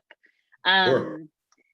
And I think that for teachers, there's an element in there as well of self-care, in the sense of you're creating this community and then you're part of this community. Because I imagine, like, your teachers enjoy this experience as well too. Yeah, so I think and I like, when I think about community, or when I think about our lunch program, and I think about community, I guess when I said like almost 1,000 large, that's 130 of administration and faculty and people in the payroll. And I look at those from my position, since I am not in a classroom, that I don't get caught up just in the kids. I can look at it in the greater scope. And I think that's a good point to bring up, because I might have overlooked that a little bit. But like, yeah, absolutely. Like, I love, and I'm a big fan of the word nurturing, because we have a learning farm and it's all about teaching the kids nurturing. And I think that I like to focus on nurturing the community. So I also try to be very deliberate and thoughtful of the faculty that comes in. And one thing that we do for them, which I'm sure a lot of schools do, but I know right now they love it, is once a week we rotate in lower school, getting administration to come over and lifeguard, or not lifeguard, like I always call it lifeguard, but give the teachers a break at lunch so they can go have their own thing and we watch the kids. It's also a great thing to get administration into the daily life of our community. I don't think that that's ever going to be this, not pinnacle, but I don't ever think it's going to be like, oh my God, this is the reason our community is so great. But it is a really good tidbit when you're looking at the CPA or the marketing group, for them to kind of come back to earth and really see why they're raising that money, or why are they counting those beans. They can see the kids in a joyous environment breaking bread. And I think it's an iteration of why we do what we do. But I do think that in my world, I try to be very considerate of not just looking at our community as the kids. The kids, of course, are important, but I also look at everybody, because, when I look at my business and how I discount things, I always want to take care of the teachers just as well, because guess what? They hold a pretty important key to this whole thing. They're the ones developing our future leaders. They're the ones, when I say, no matter what we do today, we're going to do better, right? They're the ones that are on the front lines trying to push these kiddos to think for themselves, or to learn what they need to learn to go to the next math or whatnot, however you want to look at it. So yeah, like, and it's simple for me, but I always, whenever we have, like on our learning farm, I make sure that I always have 2 or 3 plots of salad greens. Because after the first year, and this is silly, but it makes sense in my world, I have a salad bar and the teachers love having fresh greens from our salad bar. That's really minuscule, but it's a perk, right? And it gives them something to look forward to at lunch. And I use that example because I think it's always, and everybody likes calling it those nuggets, but whatever it is in your world, in what you do, always being open, or always having that thermometer out, taking the temperature of what can you do to better everybody in your community. I think it's a super important point. That's awesome. And, I think that one of the things that you brought up, besides the idea of you have to kind of constantly nurture this community, and you're not just always building it, you're also nurturing it at the same time, is the idea of kids, of course, are so important at your school. And they're the reason we're all there. And, but teachers, like I talked in the opening about our mission, engage students, empower educators, transform schools. Those educators in the middle, which are not just classroom teachers, but those people, without them, you can't engage students and you can't transform your school and you can't build your community. So I think that that's kind of taking that into account, maybe even outside of the dining hall, creates a school community that is kind of bigger than everyone, if that makes sense. Yeah, of course. And if anything, if I executed half as well as I hope I did, I just hope that we use what I do in my world and you can take that and apply it to your world. Now, I do think food service and dining it's a way easier place to do it. But I also, hopefully, if anybody's listened or does listen, that they go, wow, we need to make our dining hall, our food service important, because it is a great environment, or it's a great opportunity to do the things that we're talking about.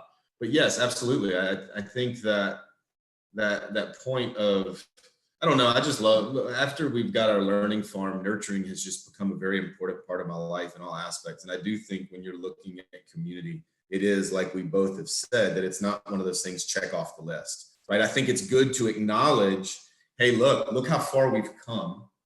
Look how great we've gotten. But then, okay, I think for our minds to keep us eager and hungry, or I'll speak for myself, for me not to become complacent, because we all can. I have to look at it every morning as it is a nurturing thing, because it's this forever doing. Because I think the second, no matter what you do in life, if you check it off the list, and there's times to check things off the list, but things like this, if you check it off the list, then you've gotten here and you're inevitably going to start going down, right? So if I don't nurture it, if I don't love it, if I'm not passionate about it every single day, you plateau and then you go down. And the last thing I want to do in what I do for my business or for my contribution to the community at All Saints, the last thing I want to do is, oh yeah, we're getting there. We're good. Okay, we're good. And then let it do this until something happens and everybody goes, okay, hold on, it's going down. Okay, I got to hurry and scramble and get back up. No, I don't want to do that. I want to keep. And I know, and I'm comfortable with it, because there's nothing worse than working on a goal that you expect to get somewhere and then you never get there, right? So I think perspective comes into play, and saying, this is the thing that I'm going to do for the rest of my life, or this is the thing that I'm going to do for a period of time. And this whole period of time that I'm going to commit to it, it's this thing that's going to be forever giving, and I'm going to nurture it every single day. And I think that's important. But I also think that's probably important in a lot of general things, because it's how we look at it every single morning to keep us hungry, to keep us eager, right? To keep us focused on the finish line, if you will, but knowing that our finish line is doing well every single day. And I don't know, that might be crazy, but that's how I know I have to look at things, because if I look at it another way, I'm going to become complacent, and I don't want to do that, especially with our community. And when we're talking about developing and creating and having an awesome community every day. Yeah, I totally agree. No, I thank you so much, because I think that we do often think of, I think there's a twofold maybe problem, that we often think of community and community building as something we do once, Yeah, and then it's done. But I also think that, kind of to your point about where you can build community, every single person at the school, whether you're in food service or you're the head of school or you're a second grade teacher or you're, whoever you are on that campus, you're part of building that. Yeah. And especially right now for educators who are thinking, I'm working so hard and nothing I'm doing matters. Yeah. That's not true. Man, It does. it's so crazy. I think, and I really do. I could beat myself up if we're going to talk about for a second, the time that we're in, that I have totally taken teachers for granted all this time, right? I did not realize, and of course, there's a lot of different industries and people, we're all feeling it right now. The importance of community, no matter where you are, you all need to be a part of a community. But man, when you look at the teachers, man, they've got so many moving pieces right now. And you can see on your campus, guys, that all your teachers, I hate saying it, but they're struggling, they need self-care, right? They need a little motivation, because we all do. But I hate that it took me being in a pandemic to really look at it from a teacher's perspective, because that's a hard job, right? It's really hard right now, right? I mean, I know everybody's seeing it. They go into a classroom and the teachers are teaching kids physically, and then they've got 6 kids on a Zoom call, and they're trying to impact both groups, right? That's just a lot. It's a whole lot. But I think what we can take from this, because, I don't know, maybe I was just raised to always continue no matter what, not so much like a don't give up, but you're always working on a brighter day. That I think what we can do is we can take from this, or our takeaway from this whole pandemic, because we will get back to normal, I know we will, is look at those moving pieces. And when you're looking at community, let's not so much dwell on where we are right now when we get away from it, but let's look at what we've learned and what we've seen and how we've been so resilient, and how great that group of peoples can be in those hard times, or those challenging times. I don't want to say hard times, because that sounds kind of depressing, because it's just challenging, and that's where we are. And I think in itself, there's a great community opportunity right there if you do feel a need for community. Like right now, wherever you are in your community, you definitely need to hold on to that, right? And you definitely need to nurture it.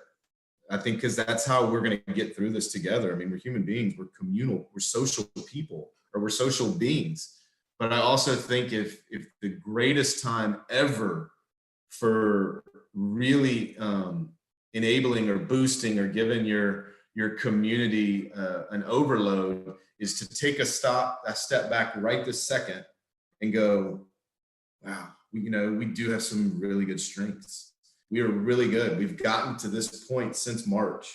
And what can I do to help it? What can I do to pat that community on the back? Or what can I do to give that community a boost? Well, look at the little things, look at the true essence of what I feel innovation is, because that's such a crazy word when I first came into the school world, because everybody's talking about innovation. And I'm like, what does that mean? Like, does that mean getting a computer to toast my bread in the morning? Like, no.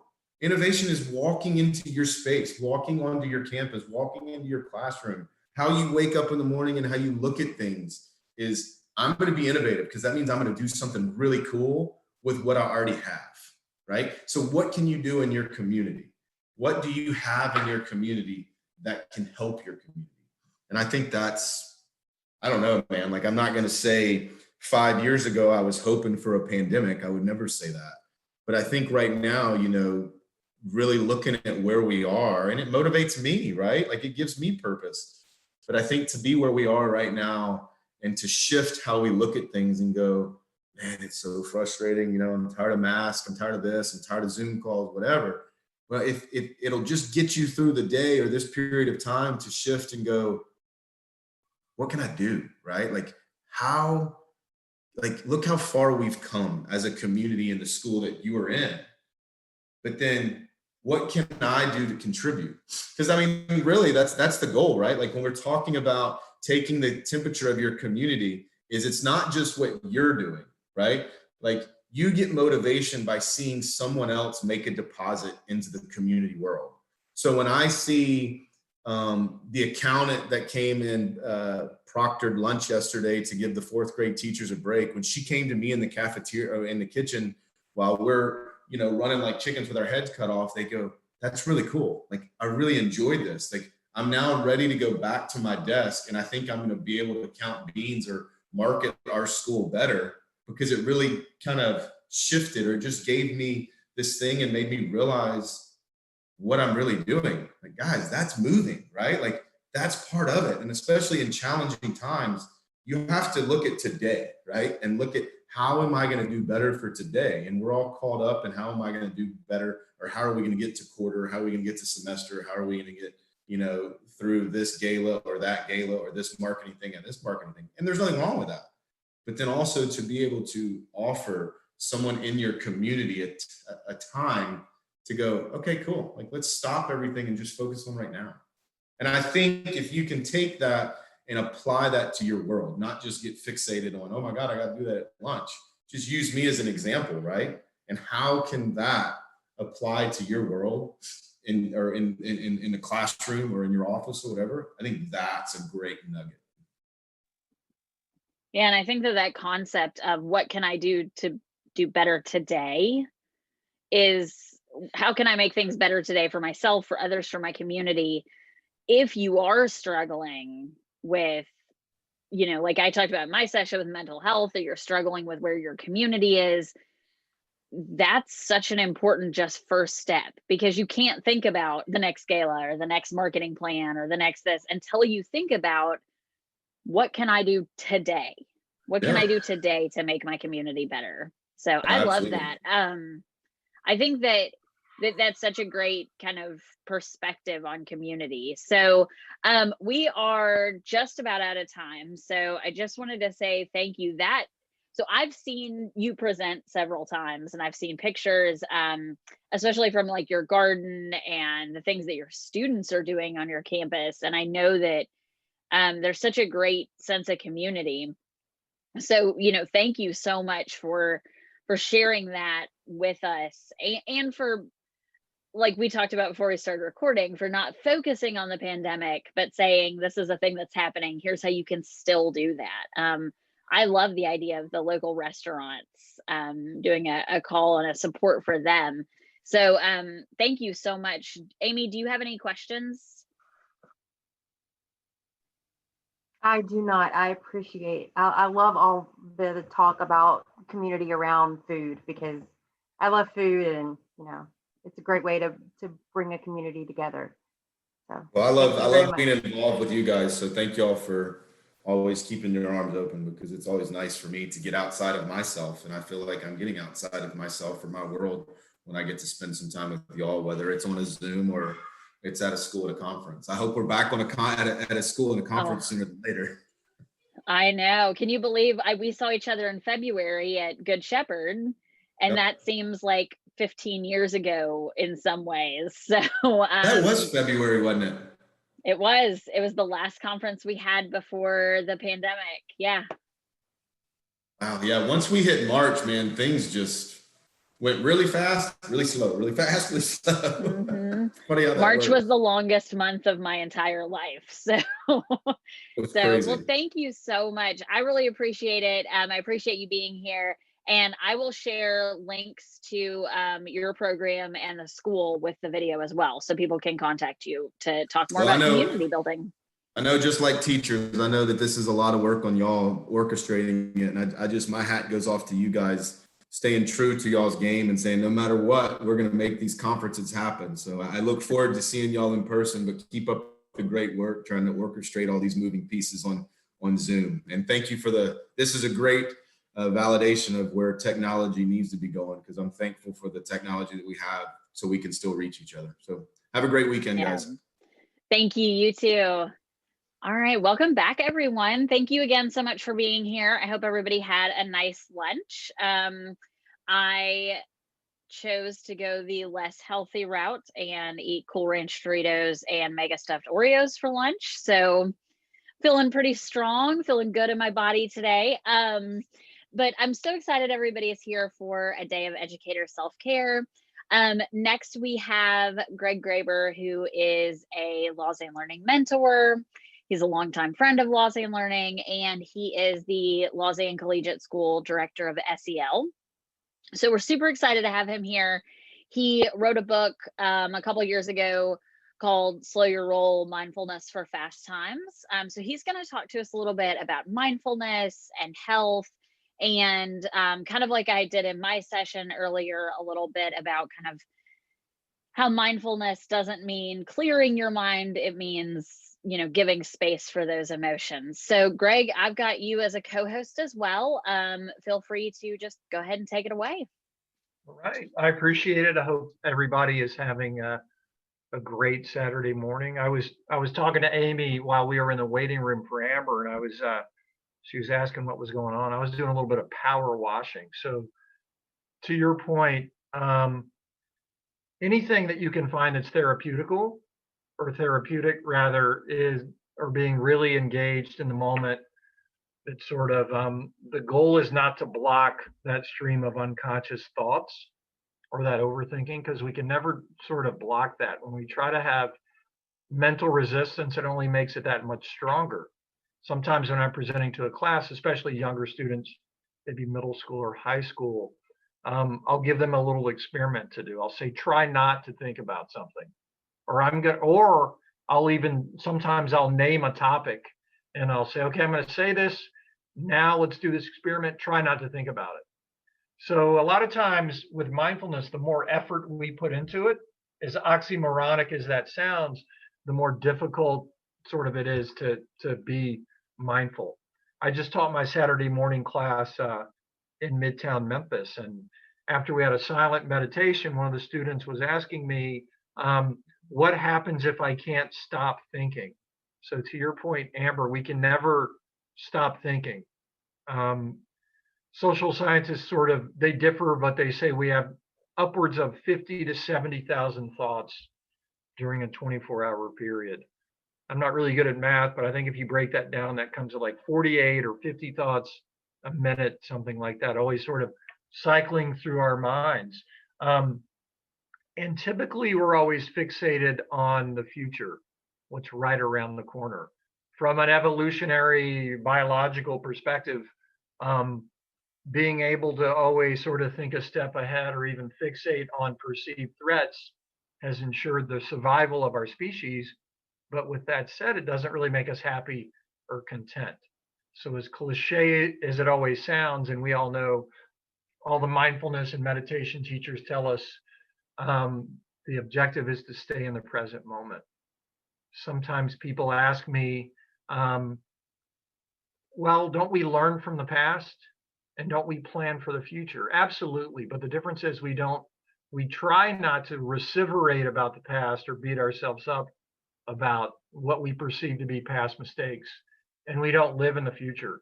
By all means, we learn from the past and we plan for the future, but we take care of the future by really being sort of engrossed in the present moment, if that makes sense.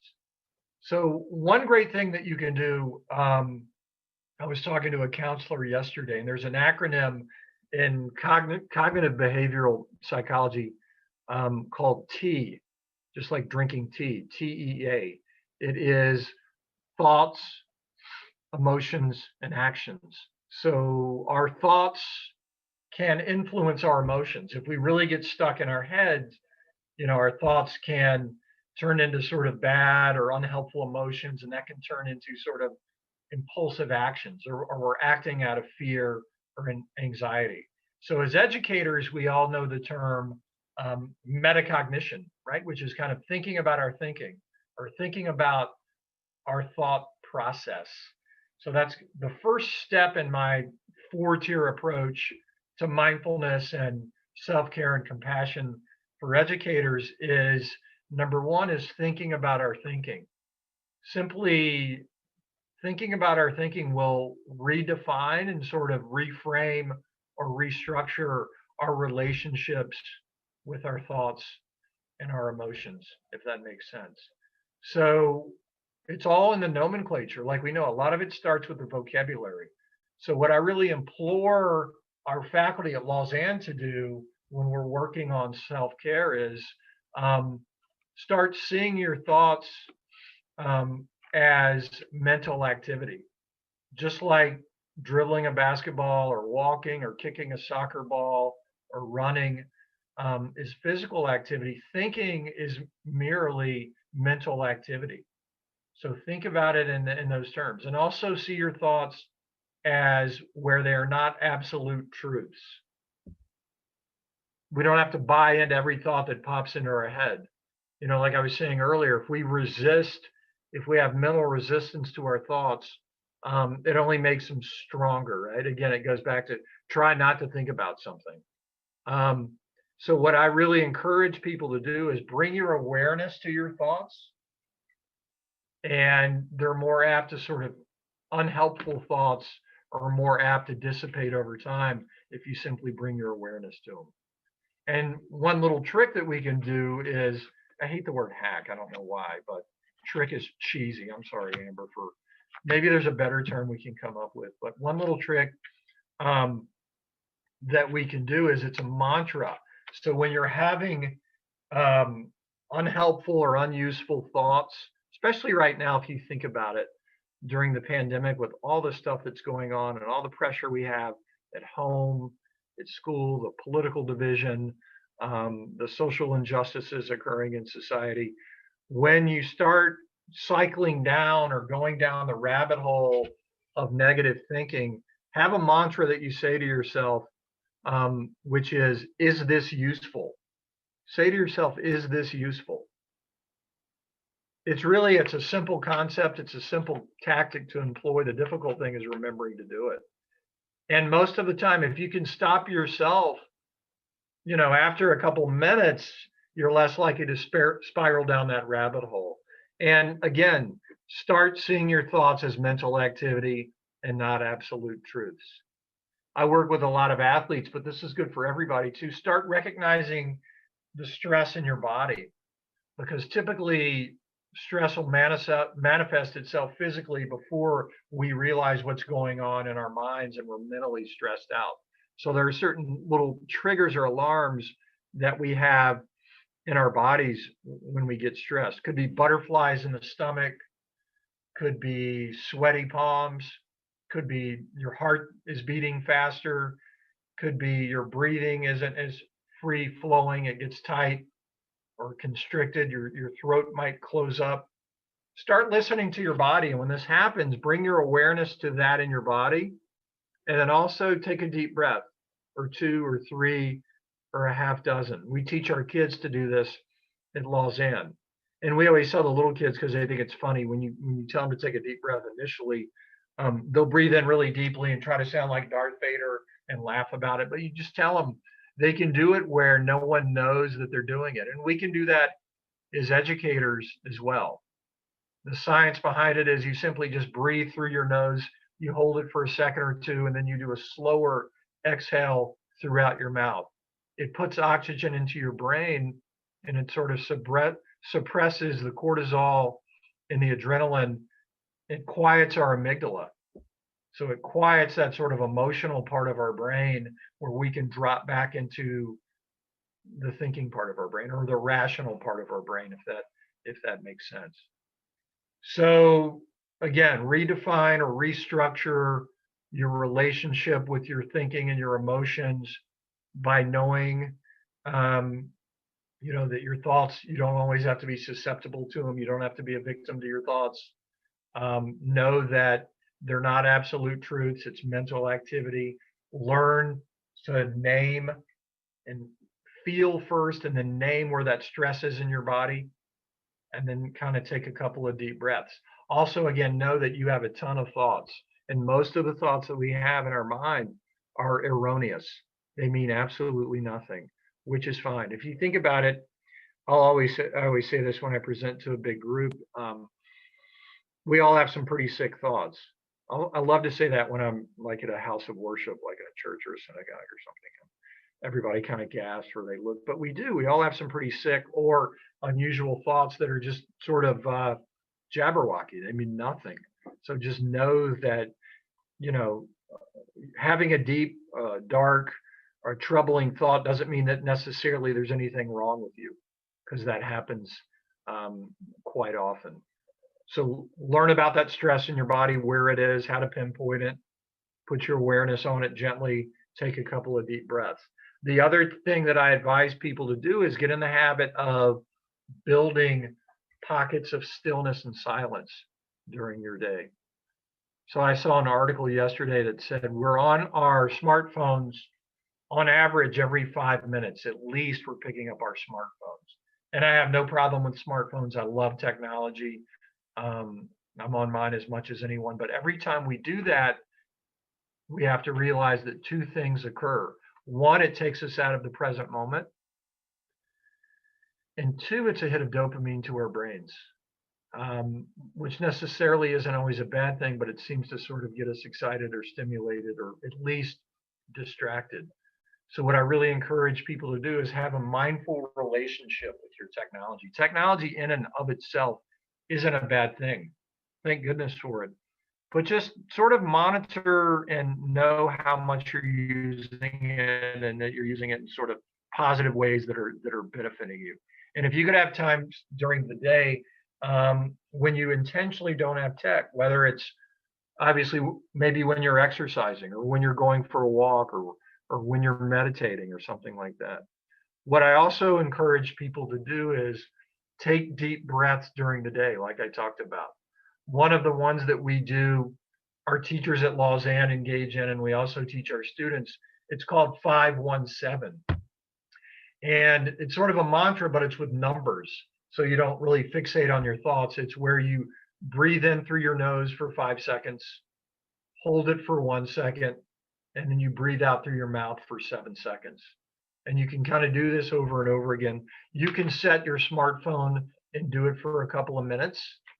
Or, if that doesn't work, you can just take a couple of deep breaths. Try to get up and move a little bit every few hours and consciously breathe.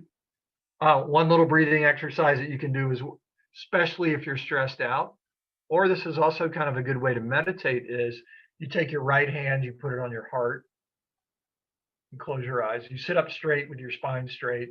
Your right hand is on your heart. Your left hand is in your stomach, on your stomach. Take 2 or 3 deep breaths in through your nose and out through your mouth. And then you gently fall into your natural breathing pattern or rhythm. And as you do that, your point of focus should be focus on the way that your heartbeat is beating under your right hand, and the way under your left hand that your stomach rises and falls with every in-breath and out-breath. And it really has this meditative quality to it.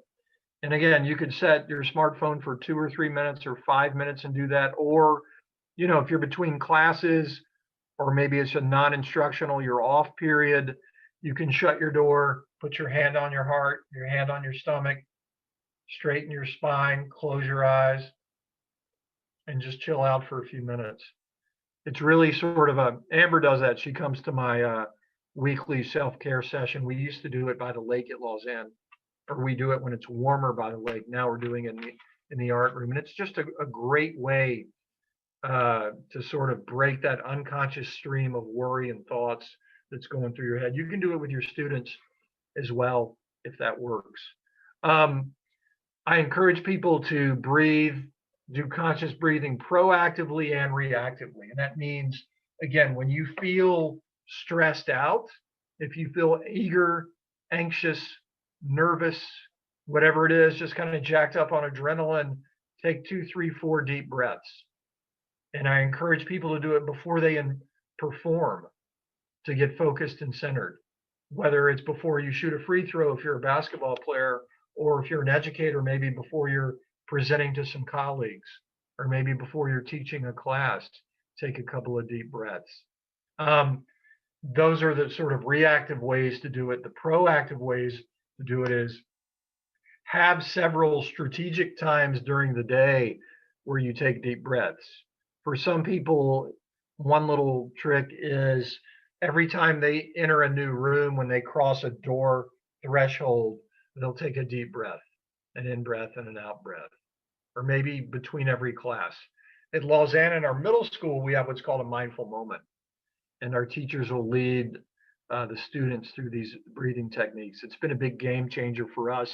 One, in terms of sort of curtailing our students' impulsivity, and just getting them centered and focused, but also it helps our teachers between classes too, with all the hubbub, kids going all around, in and out. So it's been great for them.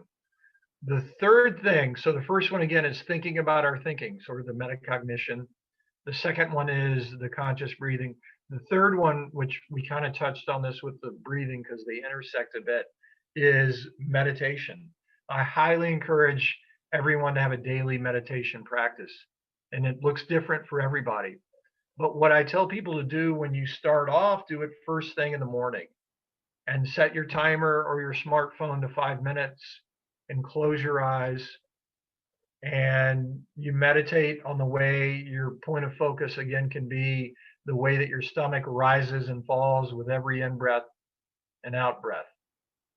Or you can have a mantra. You can breathe in faith, and then when you breathe out, you can say fear, or in, out, light, dark. There are a million different ways to meditate. The important thing with meditation is to know the objective is not to clear your mind, as Amber was saying earlier. When we try to do that, we're setting ourselves up for frustration and failure. We can never clear our minds. The objective of meditation is when our mind strays from our point of focus to bring it back to our point of focus. And over time, incrementally, you do that. One, it increases your attention span. And two, you'll start to see little slivers of space and time where your mind isn't as active. So that in and of itself is meditation, when you bring your mind back after it's strayed. I wish someone would have told me that years ago. I meditated for a long time, and I always, we have a tendency, one, to be real judgmental with it. So I would be like, I suck at meditation. This is terrible. I can't ever clear your mind. Then a wise old teacher told me, you'll never be able to do that. That's not what meditation is about. He gave me some great nomenclature for it. He said to see meditation as self-observation. So if you look at it as self-observation, if you sit down for 5 minutes, you hit your smartphone, and let's say your mind is all over the place, and you feel like you weren't very successful to still your mind. At least when that 5 minutes is done, when you get up from meditating, you know what's been on your mind and you know what you need to deal with. So see it as self-observation. And if you get little glimpses or little pieces of time where you were able not to think as much, then that's gravy. That's a bonus of meditation. That's really the way to see it. And from a scientific perspective, it does so much for us, for our brains, for us psychologically, physiologically. It lowers our blood pressure and our heart rate. It builds up neurologically. It builds up our prefrontal cortex, which is over executive functioning skills. They've taken long MRIs, brain scans of longtime meditators, and they've seen that area of their brain region sort of grows exponentially over time with meditation. And it actually shrinks the amygdala, which helps our response to fear and anxiety. So it grows the good parts of the brain, so to speak, and it shrinks sort of the anxious parts of the brain. So it's really amazing. If you think about it, it came out of even though it's not a religious thing the way that we teach it, it came out of the Buddhist tradition 2,500 years ago. And if you think all the benefits and the different sort of health domains that it has, it's amazing. There's some great apps for meditation. Everybody's heard of Headspace before. I think they give you the first 10 or 12 free, and then they get you hooked in for a subscription. It's really worth it. Calm is another really good app, CALM. That's the one that LeBron James advertises. The one that I prefer is called Insight Meditation Timer. And you can use the free version. It's got thousands of guided meditations. I always implore people to start on their own, learn to do it on your own before you really get into the guided ones, because it's a great skill to have. So what I would recommend is start with 5 minutes every day. and then add on a minute or two every week or two until you get to about 10 or 12 or 15 minutes is fine.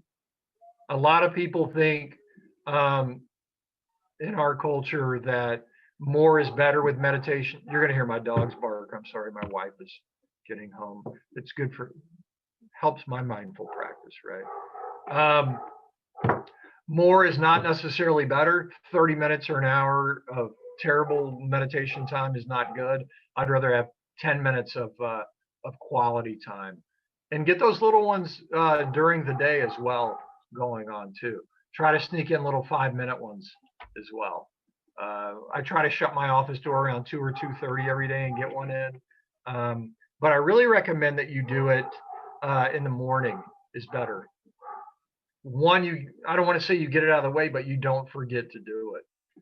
So, and then the last thing I'd like to talk about is gratitude is really important. My middle school faculty a couple of years ago, I think, Amy, you may have been part of my faculty then, or maybe not. We kept gratitude journals, and it's really a good thing that you can do because it makes you grateful. If you can name 5 things every night, 5 good things that happened to you that day, it makes you a detective for good. You go around the next day looking for good things that you can write down. So gratitude is also a really important piece. It's thinking about your thinking, doing the deep breathing, the meditation, and the gratitude. That's what I really recommend. So.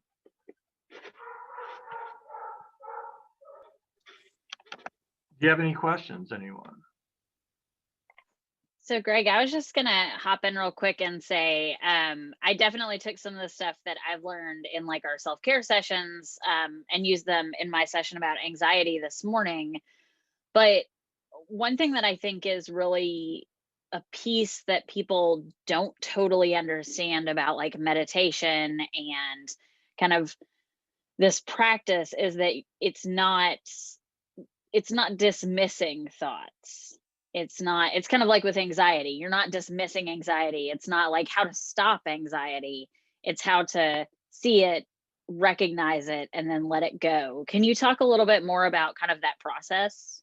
Yeah, so it looks different for everybody, right? But yeah, you don't dismiss thoughts. You bring your attention to thoughts. One thing we need to see if it's a worthwhile sort of thought or activity that we need to deal with.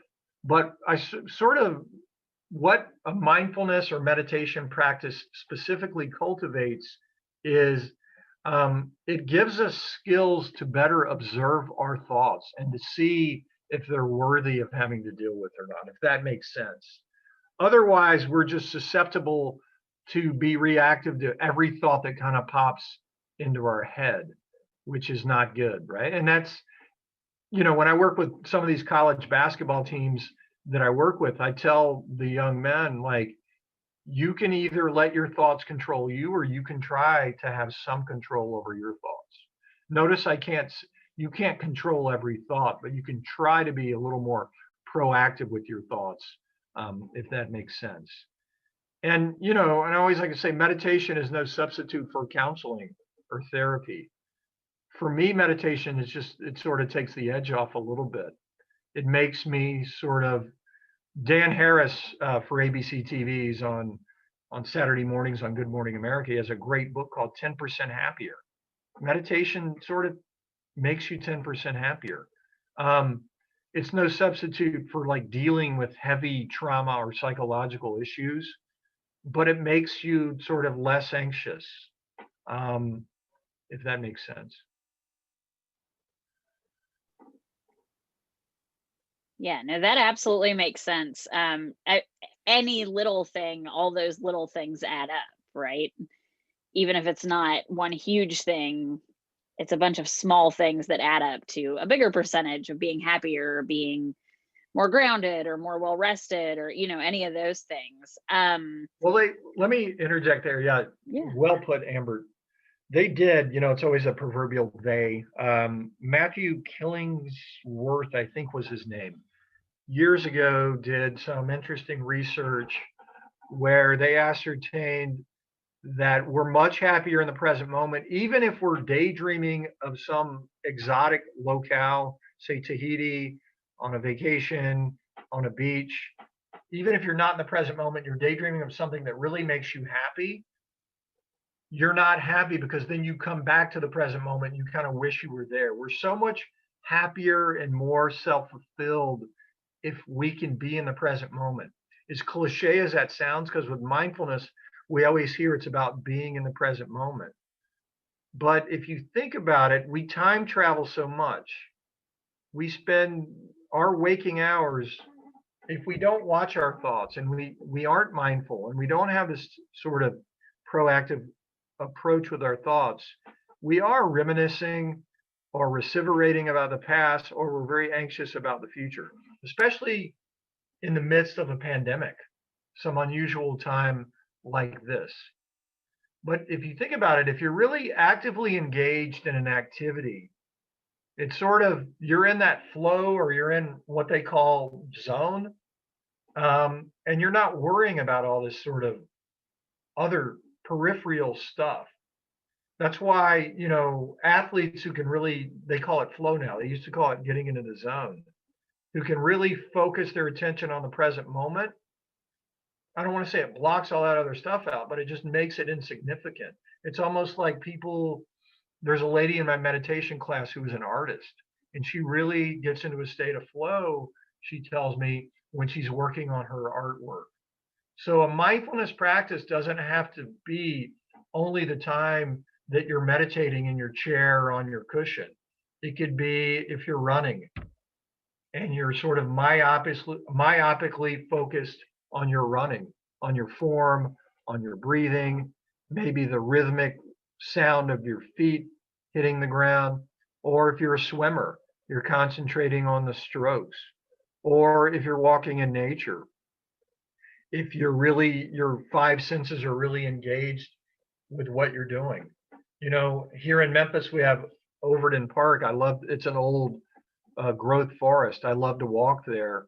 The Japanese call it nature bathing. It's not actually bathing, right? You don't have to get worried, Amber. I'm not out there like bathing in Overton Park, but it's soaking up nature with my senses. Anytime we can do this kind of stuff when we're really engaged, that's a form of mindfulness. So find something you love that's good for you and healthy and that helps you relieve stress, and get lost in it from time to time, whether it's reading, writing, exercising. We're about to start self-care sessions, more self-care sessions at Lausanne. It's going to be yoga. I had like 30 teachers email me and wanted to start yoga. So with something like yoga, there's that meta awareness on hitting that yoga pose. You're not worried about your phone bill or picking up the dry cleaning, because it kind of hurts when you're stretching, right? Or you're trying to really hit that pose that you haven't been able to hit yet. That's a form of mindfulness when you're cultivating sort of that meta awareness too. So I just wanted to hop in and say two things, which I used to live across the street from Overton Park. And if you're in Memphis and you don't go in their trails, like, you're definitely missing out, because it is beautiful. And I kind of have a similar thing. I enjoy like hiking and being out in nature.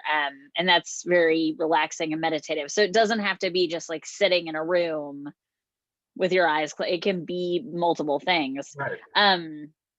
But also, so one of the things that I think educators are probably guilty of, I know I am, is anytime you have a hobby you love, we always try to turn it into something. We always try to turn it Oh, that's into funny. That's a funny you said hustle or that. something. Yeah. That's funny you said that, because Tom has, as you know, Tom, he works with us, right? He's in my backyard right now, helping me put up a pergola. But I was just telling him, and he has side gigs. He does stuff, and I do too with my meditation. And I'm a keynote speaker, and I teach this stuff to a bunch of teams and corporations. But you're absolutely right. I know where you're going with that. As soon as you start getting paid I don't want to say it becomes a hassle, but then you've got to have some things that are sort of sacred above and beyond the side gig too, if that makes sense. Because then you start worrying about superfluous things, when your passion becomes a gig. I encourage anyone to do that. If you can make a living doing what you love, I mean, I do that, but you still need some things that are just for you that you don't share with other people as it relates to your self-care. I think that's a great point, because then it becomes like, well, I want more meditation gigs and I want to work with more teams, and I have to write not just 2 books, I want to write 3 books now. And so that's just kind of the way that we're wired. You're right. Yeah, and I think too that I don't think that it's necessarily bad to turn like your passion into the job that you get to do. I mean, that's a huge privilege and it's beautiful. But then, like you said, you've got to have things that are just for you. That's a huge part of self-care. For example, I love cooking and baking, and I love sharing that with other people, but I don't sell things. Yeah, I don't, it's no, not a business. It's something that just brings me joy because I enjoy doing it. And people always say like, "Oh, you should sell this or whatever." And I'm like, "Yeah, maybe someday, but like right now it's something that like brings me just general joy." So, no, yeah, you're right. You've got it, whatever that is. Yeah, you got to hang on to that, and definitely get a job that you love and you're passionate about, but also from a sort of selfish self-care perspective, keep some things to yourself. It's good for you. yeah, absolutely. And, we've talked about this before too with the self-care aspect of it. That's not selfish. Like selfishness and self-care are not the same thing. No, I was being funny. Not at all. Like the way that we were raised, especially our parents' generation, a lot of them looked at self-care as being something lavish and indulgent.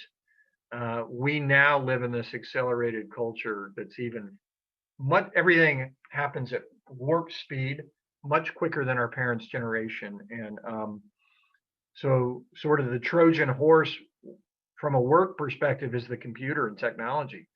We're expected to be on call all the time now. It's not like when we leave the office or the school, okay, it's my time now. No, work time is all the time now. So you have to be very conscious and the way in which you carve out time for self-care.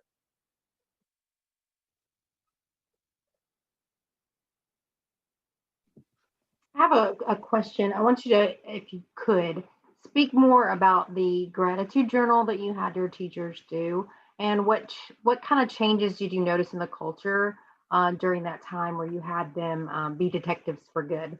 So part of that is, yeah, gratitude. I always thought when I first started getting into mindfulness and teaching mindfulness, I'm like, that's the cheesy part. I can't stand all that sort of kumbaya, touchy feely. But the science behind it is, like I said, at the end of every day, if you have a journal and you write down 5 things that you consider good that happened in your life, and like John Kabat-Zinn says, there are no little things. So they can be seemingly inconsequential things that you write down. It doesn't have to be like I won the lottery or I got a promotion at work or the Grizzlies won the NBA, things that typically never happen, right? It could be I saw a pretty sunset, or I had a good time playing with my dog George, or my wife and I had a really nice dinner, or I had a nice run. Even if these are things that some of them that you repeat the next day or you repeat several times. So what it does, 2 things, like I said before, you'll start noticing little good things that pop up during the day. It gives you sort of an attitude of gratitude and abundance instead of a mindset of scarcity. So what I found after I kept a gratitude journal for a couple weeks is I started to notice the seemingly little inconsequential things that aren't little things. It made me really grateful for things in my life.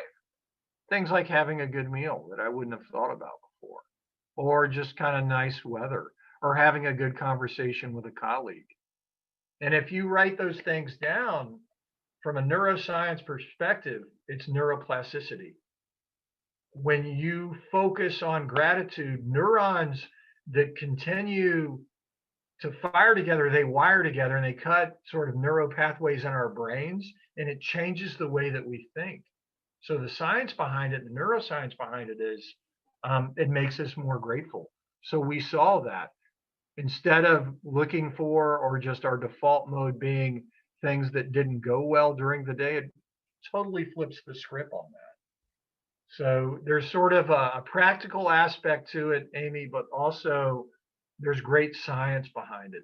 So in Berkeley, they have the, I think it's called the Greater Good or something like that. One of those think tanks where they've done a lot of work on gratitude. Psychologist named Rick Hansen has done a ton of stuff on it as well. There's really some good literature on it. So as cheesy as it might sound, it really has sort of practical benefits, psychological benefits. It's amazing what it can do for you.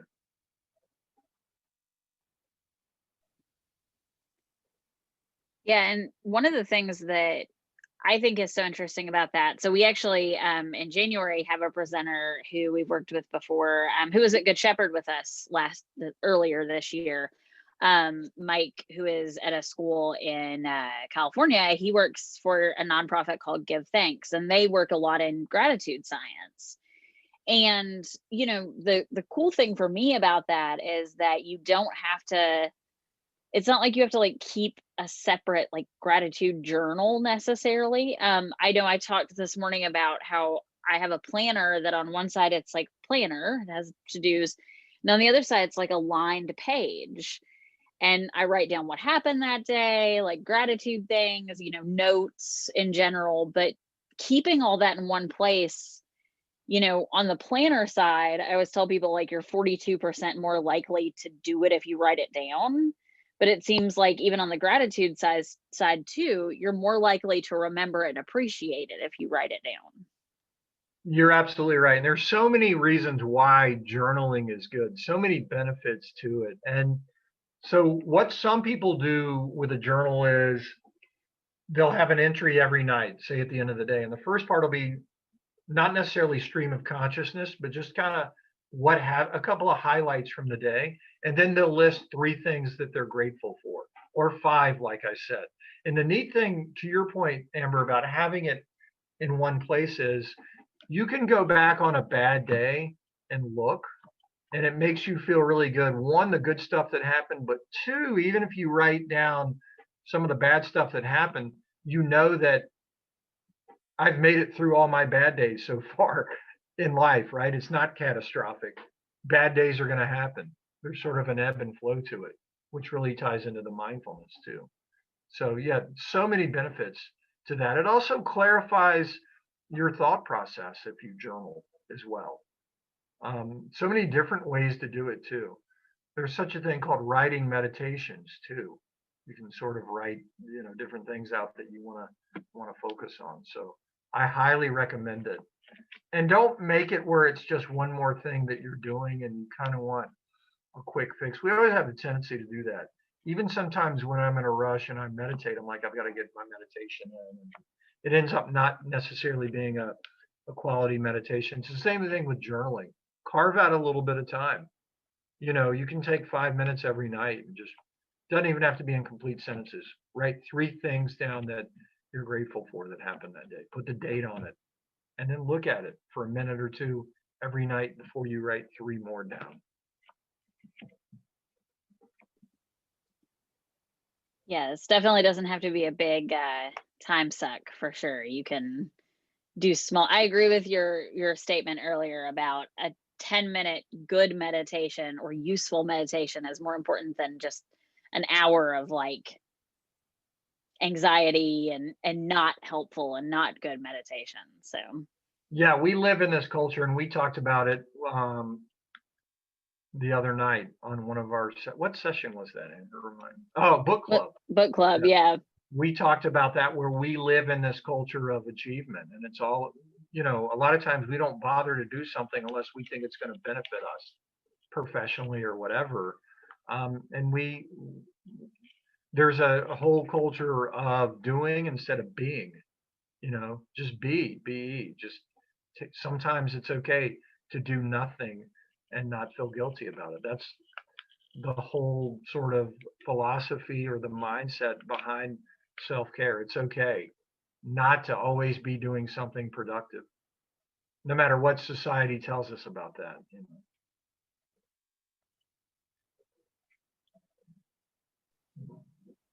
Awesome. Well, does anyone have any questions, any comments, anything you want to hear more about? I enjoy talking to you guys. Thanks for having me. Yeah, thank you so much. So Greg and I work really closely together on a lot of events. We're actually starting a speaker series in January. We have book club every month. So you can always reach out to us to talk more about these kind of things. Greg is an excellent speaker and is happy to speak to your school. I know it's virtual now, but virtually or later in person. So thank you, Greg. I appreciate Thank you. you being I here and appreciate taking you. some time out. Thank you, and Amy and everybody at Lausanne Learning, and have a great Saturday. Have some good All right. self-care. Thank you. Yeah, Have and it's fun with beautiful surgery. outside. So, all right. All right. Thank you. All See ya. right. And I'll let you take it away.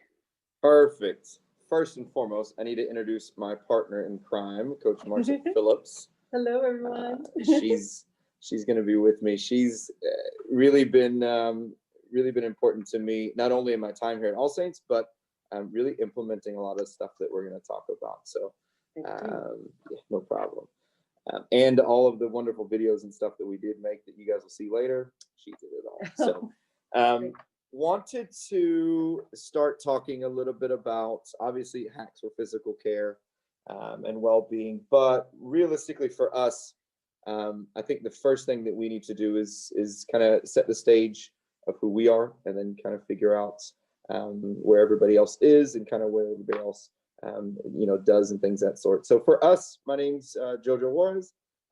My official titles here: lower school physical educator, head varsity soccer coach, and then I do off-season middle school strength and conditioning. So those are some of the hats that I wear officially. How about that, Coach Phillips? Greetings. All level. My name is Marcia Phillips. Forgive me. I do all levels physical education, and I coach track. And I'm blessed to be standing by this man every day who teaches me so many things. So really quickly, in the chat box, if you're rocking and rolling, do you mind kind of putting a little bit about yourself, kind of what your roles are within the school, so that we can kind of see kind of who we have. The reason we want to do this is to show that we're in the trenches as well. We're educators. We live it, we breathe it every single day. There's no magic formulas that we have. We don't really have any magic wands. There's no silver bullets or magic pill that we've got. We are living, breathing testaments to what a teacher is on a day-to-day basis. So there, like I said, there's albeit All Saints is a wonderful place, and it's a magical place, maybe next to only probably Disney World. We don't have any magic with us. We are in the grind, so to speak, just like everybody else. So looks like some people have responded really quickly. So obviously, yeah, cool, para teacher. That's really cool. Lower school, there we go. We got some lower school in there. That's what I'm talking about. That's right up our alley. Very, very cool. So looks like we've kind of got a decent little bunch of people. So that's awesome, because again, for us, we wanted to show that first and foremost, again, we're in it every single day. We deal with adults, we deal with 3-year-olds, 4-year-olds, 5-year-olds, all the way up to our seniors in the school, our middle schoolers. We pretty much, Coach, correct me if I'm wrong, we pretty much almost have an impact on every single age range in the school, right? Between you and I, we pretty much, we cover all the bases, so to speak. Including the adults who sometimes are like children as well. So what does self-care mean?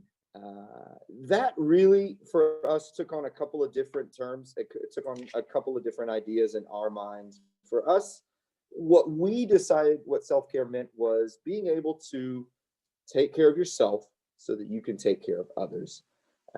If you can imagine, if you can kind of think a little bit, and we've probably all been on airplanes at some point in our lives, whether it be recent or well, probably not recent actually, sometime in the past. If you remember going through the in case of emergency life vest talk and things of that sort, do you remember the oxygen mask? I think that one of the very first things they say is put yours on first. And the reason they do that is because it's important that you take care of yourself first before you take care of others.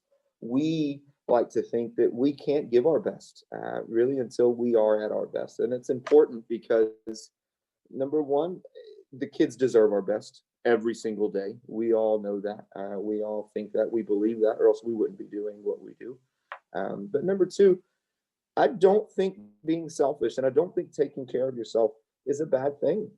I don't think looking out for numero uno is a bad thing at all, because when we're at our best, when we take care of ourselves, we can take care of others. And the better we do that, the better we can do our jobs. We like to think here at All Saints. And so one of the other items that I think that doesn't get talked about a lot, maybe outside the school, other than maybe in the break rooms, is our needs as teachers get met last. We're last to eat lunch. If you do get to eat lunch, if you don't have to scarf it down within a couple of minutes, our physical well-being it takes a back burner to teaching and educating young children. We're teachers, right? But think about the hats that we all wear, including Coach Phillips and I. We're also mothers. We're father. I'm a father. She's a mother. I'm a husband. She's a wife. We are coaches. We're sometimes custodians. We are sometimes nurses. We are sometimes babysitters. We're nannies. We're counselors. We're disciplinarians. We are Capri Sun straw pokers, and we are jacket hunters in the winter when they leave them in PE. And we're security on campus. Yes, the running joke is who's a member of the security team on campus, and everybody kind of looks around and I'm not, are you? And everybody, no, yes, you are. You're a security. You're security on campus. Your eyes are just as valuable. We wear so many different hats that a lot of times we, yeah, me too. We're Gatorade bottle caps. Those tend to get stuck so often, right, Amber? And so I think all those hats, all of those different roles, all those things that fill our bucket every day, they lead us to tend to forget ourselves, and it's not on purpose. We don't do it on purpose. We are servants, quite honestly. Education just happens to be the vehicle, but our job's to serve others. And I think a lot of the times we tend to take a backseat to everyone else, whether that's our children, our own children, the students, the faculty, the administration, the players on the field, whatever the case may be. And so self-care for us is something that's very, very important. It is something that's extremely valuable. It is something that's needed. It is something that's important to us, because if we can do those things, then we can do our job as educators better. And so that's what self-care for us means. And then what we hope to deliver to you guys today is hopefully a little bit of tangible, digestible, real-time things, hacks, for lack of a better word, that you can use right away. And so all that being said, we want you to think of yourself or your life or your role as a bucket. And if you can think of going back a little bit, talking about visualizing that airplane. So now switch gears a little bit. I want you to visualize a bucket. Put that bucket under a water faucet and barely turn on the spigot and let it drip. And if you can watch that bucket and drop by drop, and probably in a short amount of time, doesn't make a lot of difference. But over time, with small drops over time that are deliberate, that are purposeful, that are doing their job, they add up and they add up a lot over time. And so I want you to imagine, again, yourself as that bucket. What are you filling your bucket with? How long are you doing it? How much are you doing it? Is your bucket filling up fast? Is it slow?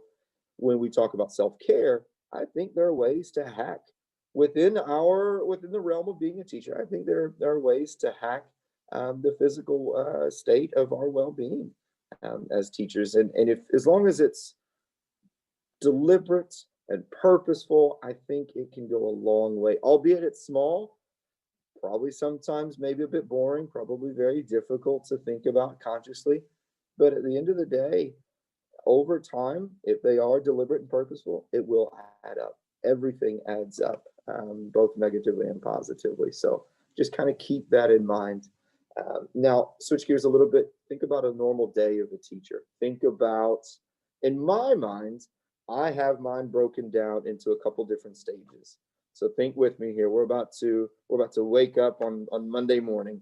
We have our early morning routine, right? Which is, for me, first thing I do is go get the kids up and take them to potty and get them some, what are we eating that day, Coach? Cinnamon Toast Crunch, apples. Yep. I think my daughter's a big Fruit Loop fan. That's probably the only thing she's eaten for 3 years of her life. So there's that early morning routine. Then think about the next block. For me, it's my morning school routine. And that means the moment I hit campus, what's my next step? Is it carpool that day? Is it walking my 5-year-old to his class? Is it changing the laundry over at the field house, right?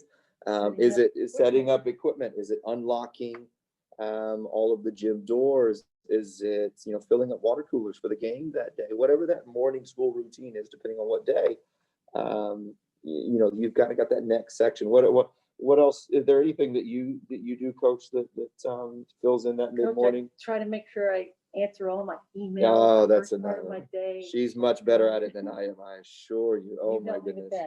So that you think about kind of that block within your morning. So you've got that early morning routine at your house. You've got that next block of that morning school routine. Then you've got what I would consider 3 parts of the school day. For me, I think, well, you as well, Coach, because I think we kind of go off when the other one's coming on, but we've got 3 blocks of the school day. We have our first set of classes, kind of the second set in conjunction with lunch, or they kind of tack onto lunch, and then we've kind of got our afternoon classes. So those morning classes, those lunch classes, classes, depending on the days, because I know Wednesdays for us are really hectic. And then you've got those afternoon classes kind of broken into 3 chunks. And then the next kind of slot for us is our after school slot. And that takes on a whole new meaning depending on what you do. For me, I'm a varsity coach. Coach Phillips obviously coaches sports here as well. We've got, that could be practice, that could be games, that could be middle school practice. I also coach for an organization outside of the school. So I've got duties there in the club. I have children that play sports, recreational sports. So after school takes on a life of itself for me. And that's a whole new transition and a whole nother block. And then we've got our bedtime routines. It's funny, we talk all the time, Coach Phillips, when are we supposed to eat? When are we supposed to breathe, and sleep? So I want to set the stage to think about those different blocks of our time. Think about the buckets. Think about what drops are you putting in your bucket during those times, So that being said, let's go ahead and talk about the hacks. Now that we've kind of framed a little bit about just what we do as teachers, kind of our schedule a little bit, and then kind of what self-care means, why we need to take care of ourselves so that we can take care of others. Now let's really talk hacks. For us, it's 3 buckets, really. I think you've kind of got your nutrition bucket. And first and foremost, I am not a licensed dietitian, so please seek, that big disclaimer that you see on a lot of stuff. Please seek nutritional advice. This is not an endorsement of any sort of product or anything of that sort. So get that out of the way quickly. But think about just simple, tangible, purposeful things that you could do from a nutrition standpoint every single day. Water being one of them.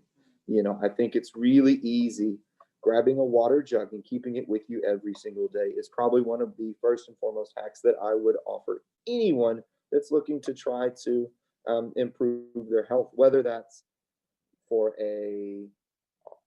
almost a means of that physical connection to some sort of food. A lot of people like to eat and have something in their hands all the time.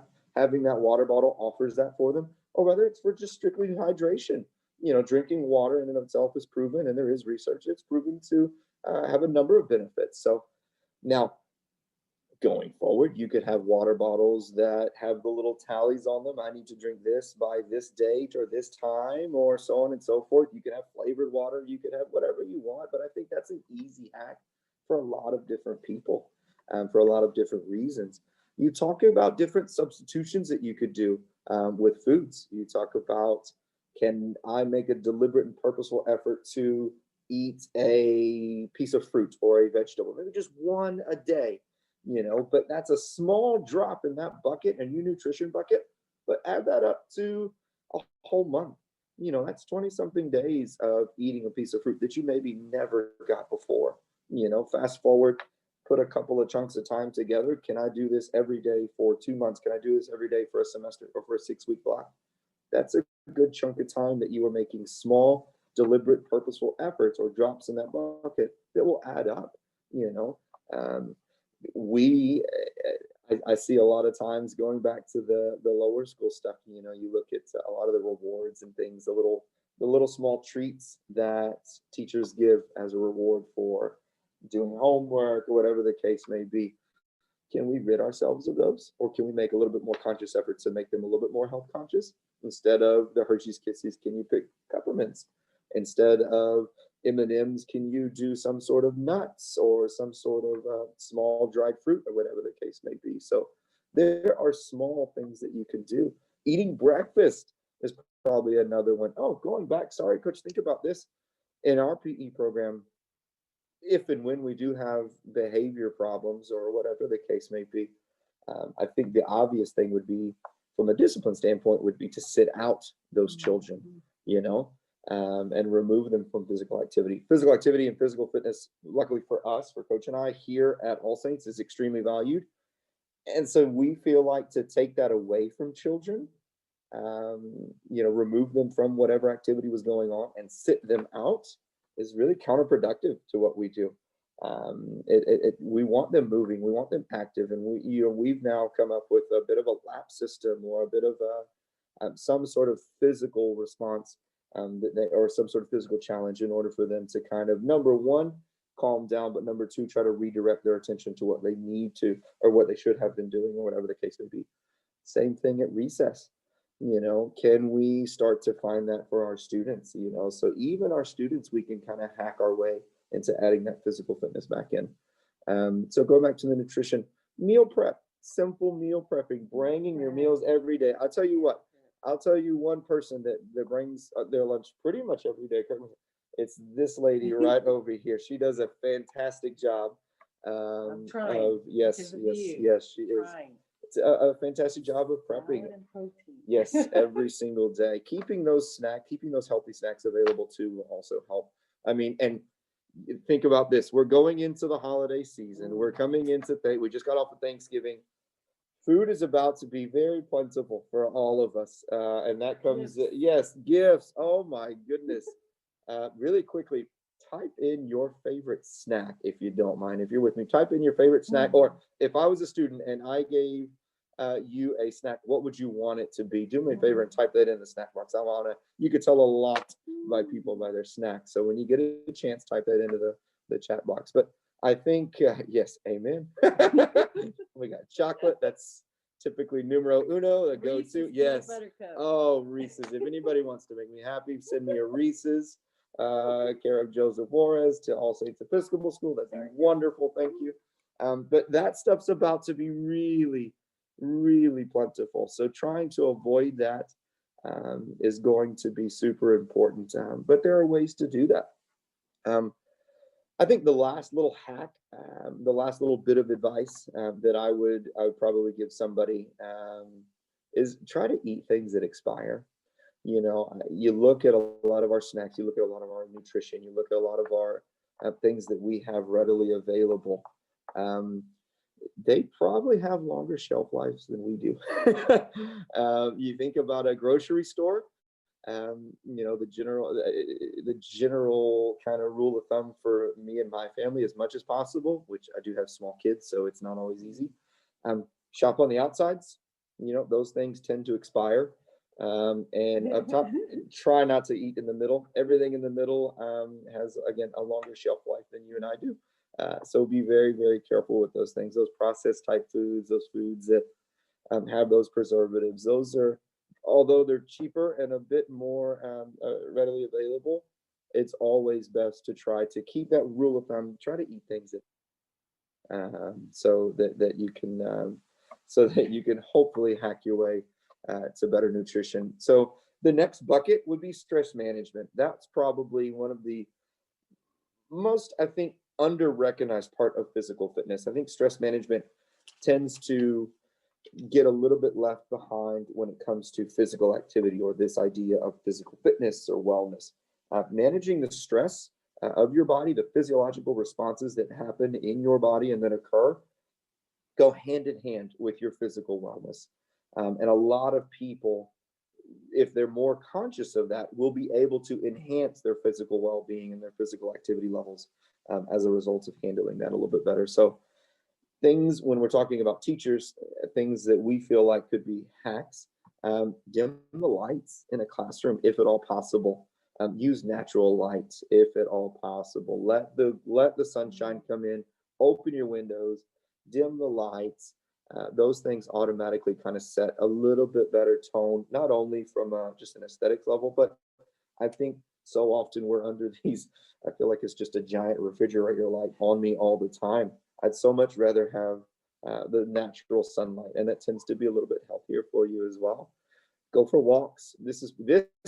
Going for walks is probably a conversation that can happen in a totally different setting that would probably take all day. But you think about doing professional development, even right here. As a matter of fact, and Amber can tell you, I'm pretty sure I was on a walk when she and I spoke about presenting this certain topic. I think I was on a walk when Amber and I were speaking about this. And that was just my day. That was my 20 minutes, 30 minutes, whatever it was, to get out and get in the sun and kind of take off. And I used it. In addition to the physical benefit, I was also able to, professionally grow and set things like this up. So you don't have to be behind a desk to get on a podcast or listen to a book, Audible, things of that sort. There are many ways that you can be very efficient with your time, and in addition to managing the stress and getting that physical benefit as well. Isometrics means equal forces. When you do get stressed, whether it's children or whatever the case may be, maybe it's some administration, sorry, administrators that are on here, whatever the case may be, having that little break, having that way of exerting that force, that energy is super important in a positive way. Go push against a wall. Go push against a force that's immovable, right? That will give you, hopefully not more. It won't exert more force against you, but enough force to where you can push against it, where it allows you to physically feel that force being pushed out. It allows you to get out all that energy, get out all that anger, whatever the case may be. Same thing with your hands. You put your hands together and push them as hard as you can. Engaging all those muscles allows you that physical response, that physiologically what happens is blood flow rushes in, you tend to get more oxygen, you start breathing, and you feel just a little bit better. Again, small things, but can over time make such huge differences to help you. Same thing with journaling, doing puzzles, whether it's a puzzle in your room, keep a puzzle, get a big puzzle going, get one of the 1,000-piece puzzles. Puzzles are really big here at All Saints with Mr. Cobb, right, Coach? Keeping puzzles in the break room. If you need a break, if you need just 5 minutes to just get out, go completely unplug, go work on the puzzle, or go get a coloring book and leave it, or go journal. There are certain ways that you can that you can do multiple things that can be not only productive, but also very, very healthy and help you get rid of whatever stress may be going on. Breathing. I know this is probably one that the coach could talk for hours on. This is one of her go-tos, but just breathing in and of itself could be so helpful. Coach, do you mind elaborating a little bit about kind of your Happy to. Your experience? On beautiful days, I'm blessed to walk to our outdoor learning center or outdoor chapel and just take 5 minutes. It takes 5 minutes to get deep breathing and just be in the moment, put my technology down. And I'm so grateful just to breathe and listen to the quiet sounds that are in nature. And that's my 5 minutes if I try to do that. Coach will ask, have you had your 5 minutes? Yeah, there you go. There you go. Yeah, things like that. Even a different, small, simple hack, even a change of scenery can be so helpful to help kind of clear your mind, kind of put you in a different state, not only mentally, but physically as well. Having classes move to a different location, see things from a different vantage point. We're lucky. We have a big, beautiful campus. It's over 150 acres. We take one of our PE classes every single day in each grade, each division gets to travel all over campus. And for us, even as the teachers, getting to see campus from the stadium, looking out at the campus, or getting to go down to the outdoor learning center, being in different places just tends to open up your mind, open up your body. Again, it literally puts you in a different place. And hopefully if some things are going wrong in your building, or you're just having one of those days where you didn't get the take 5, like you mentioned in the chat box, or I didn't get my Reese's, or what's the Snicker one, when you're not you when you're hungry, right? When I'm not me when I'm hungry. A different change of scenery tends to be really, really impactful for me. I know that Mr. Cobb, our headmaster here, takes what he calls gratitude walks. I believe that's what he calls them. Yes. If he's having one of those days, he just gets up and goes and walks to one of the different places on campus and gets to, whether it's watch the kids or we have deer here that he gets to watch, and just seeing those tends to brighten up his day, even if it's that for a small second or a couple of minutes. Those are drops in his buckets, or in all of our buckets, that add up over time and it kind of keep us centered. So from a stress management bucket, those things I think are very easily digestible for you guys. It's something you could do today, something you could do on Monday, something you could try to do every single day. So the last bucket, the third bucket for us, is kind of that physical activity bucket. That's really, you look at the nutrition, you look at the stress management, then there's the actual physical activity. And we don't necessarily want to put the word exercise in there. I think exercise can be a bit scary to some. I think exercise tends to be, even just hearing the word tends to be a little bit of a barrier. So physical activity tends to encompass a lot and could be as much or as little as you want. So speaking to those things, you look at, can you do small things every single day from a physical standpoint that, again, add up over time? For example, never taking elevators, always taking stairs. Those steps, using those muscle groups and walking up and down, albeit not very impactful, maybe just depending on how many stairs you're taking, but maybe not so much in the moment. But if you take the stairs every day over time, it makes a big difference. Same thing with, can you park far away from your building? Can you make a deliberate effort, park further away from your building maybe than you did the week before or even the day before? Add those extra steps in. Those 100 steps may not be a lot to you then, but over a week, that's maybe 500 steps that you didn't have, and that could help you meet your goal. Multiply that times how many weeks we have in a school year, a school day. Things that you could do even in your normal life. Can you park a couple of, and I'm super guilty of this, I will literally drive around Walmart for 10 minutes to find the one parking spot as close as I can.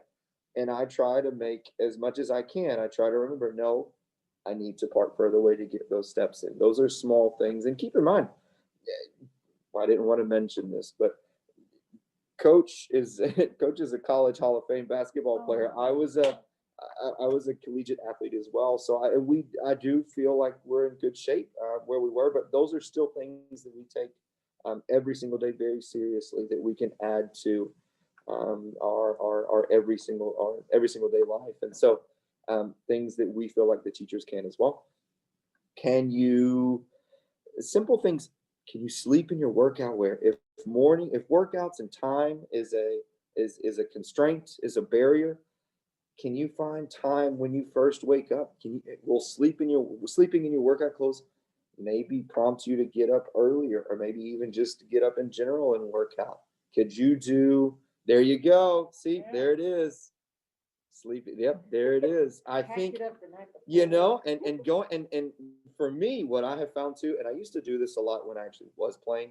Actually, when I was living in the dorms, when I didn't have to pay for the water, I would turn on the hot water as long as at full blast as possible, get it super duper steamy, and I would do my push-ups in there just to kind of get that little bitty sweat going, to kind of start my day. Those simple things, I thought, number one, built a good habit for me.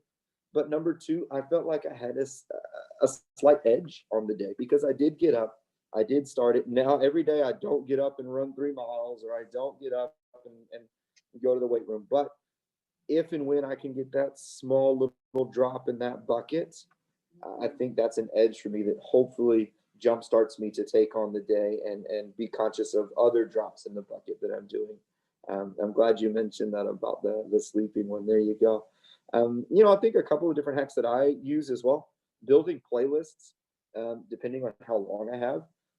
I'm a skipper, meaning I will find a playlist and I'll skip and skip and skip and skip. And more often than not, I probably spend more time skipping songs than I do actually working out.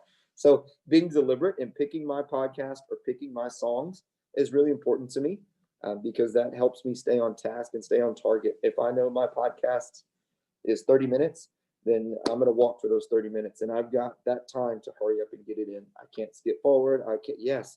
See, Amy, you and we're right there. It's the exact same thing that we all do, right? We're waiting for that one song and we'll skip there and search it. And then we end up cooling down and we got to re-warm up and all those things. So being deliberate about building your playlist is also another really, really fun hack that you can do that can help.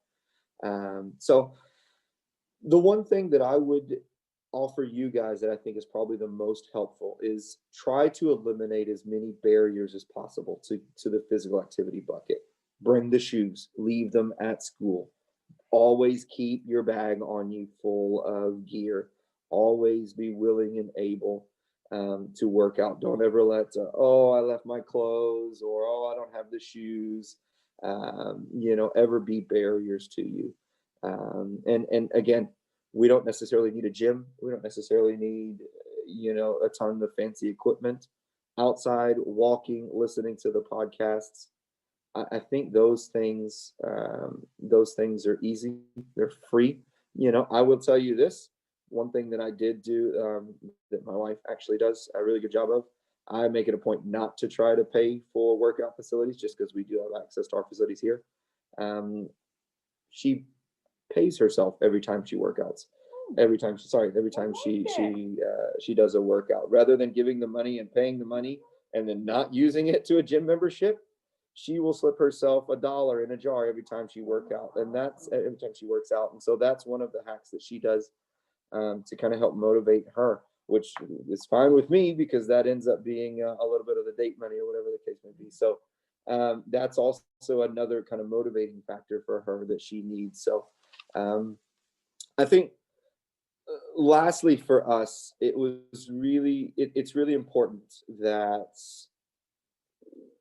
we helped you either accomplish two things. Number one, being able to take something tangible, real that you heard today and be able to, I am going to sleep in my clothes, or I am going to pack lunch or do whatever. So hopefully we gave you one of those ideas, or maybe it's gave you a springboard to think of something that you could do.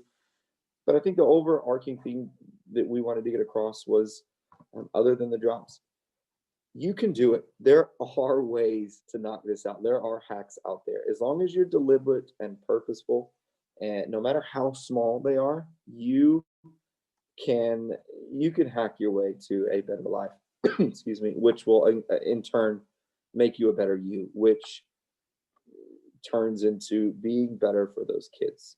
And that's really what it's all about, is how can I better myself so that I'm better for those kids? Because those kids deserve our all, every single day, every minute of every day, whether it's online or whether it's in person. And in order for us to accomplish that, we need to take care of ourselves, and we deserve it, not only just as people, but our kids deserve it as well. So hopefully, hopefully you got to take something, like I said, that you could use right away.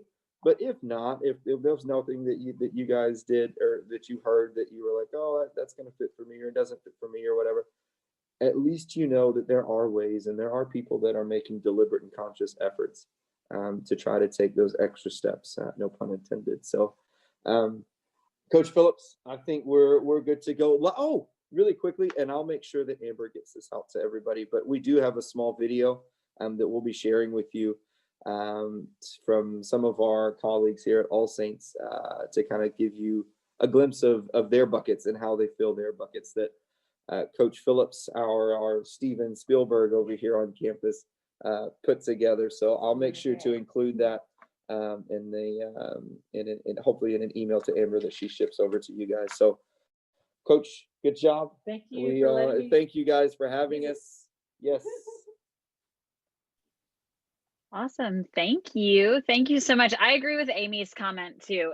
I like cold weather, but it got very cold here very fast. So like, I know, Amy, you walk in the morning, and I know like we take the dogs to the park in the morning and stuff, but it's so hard when it's like 40 degrees outside. So it's like, how do you not do that? I started walking after work now, so that's good. But I've lost 30 pounds since May, so. Oh, that's class. Well done. That is awesome. Really, really well done. Yeah, I use my dogs as my excuse. I'm like, they've got to go on a walk. Like, they'll destroy my house if we don't take them. I don't think that they actually would, but I'm like, you're bad dogs. You'll destroy my house if I don't take you on a 2-mile walk. Like, it's like, I can't make myself do it, but I can make them make me do it. So that's awesome. Well, thank you so much. No, and I did just get the slideshow that you sent over that has the video in it. So I will definitely upload that with the video so everyone can have access to that. That looks really cool. Perfect. Awesome. Well, does anyone have any questions? Do y'all have any? I know that Greg talked a lot too about very quick, like a 5-minute good meditation is better than an hour of sitting there just struggling. Do you guys kind of feel the same way about that with like physical activity and, kind of health things in general? Like small drops are better, like good small drops are better than like big chunks of time that you waste because you're miserable? I think overall, any drops are better than no drops. Some drops are better than others, I think. But overall, yeah, some drops are better than no drops. I would rather, if it's a busy day for me, which I would argue most days are busy, anything I can do is helpful. Being in the state that I am, the current state that I am now, absolutely, especially, in the COVID stuff. I think one of the things that's been taken away down here is our ability to keep ourselves physically fit. A lot of gyms are shut down. It's actually really counterproductive, to be quite honest with you. We've got fast food places that are open and rocking and rolling, but yet gyms, health spas, saunas, things of that sort, parks, community, recreation thing, they're all being shut down. And so it's kind of scary to know that that those things are really being regressed, while some of our main kind of enemies like nutrition and stuff are out there and still prevalent, which would be helpful in the fight against some of this pandemic stuff. Not to get on that tangent, but that's where one of those, anything's better than nothing. Any walk is better than no walk. A run is better than a walk. But then again, if I can only get the walk, yeah, I'll take it. So if I can only if that just means I'm going to walk back and forth to the stadium that day, and that's my workout because I've got a Zoom call or whatever, then yeah, absolutely, 100%. Anything's better than nothing, for sure. That's awesome. Yeah, I was talking in Greg's session about how like we go hiking a lot as a family, and like we go and we take the dogs, and it's really great because it's not only kind of a meditation exercise and it's a free family activity and it gets you outdoors, but it's also it's physical activity, and it's not better physical activity, but it's more strenuous, and it's, it makes up for those days when we just take a walk around the park in some ways. So Yes, absolutely. Definitely. Absolutely. awesome. Well, thank you all so much. I really appreciate it. And I appreciate your time today on a Saturday. And thank you for all that you're doing too for the community there and for your students. We appreciate it. No problem. Thank you. Awesome. Thank you all so much. You guys. Thank you. Thanks. Today, we're going to start in a simple and easy child's pose. So our knees are going to come to opposite sides of the mat. Our two big toes may or may not touch, and we're going to touch our forehead to the floor. Our arms can come out in front of us, palms facing down, or back to our sides, palms facing up.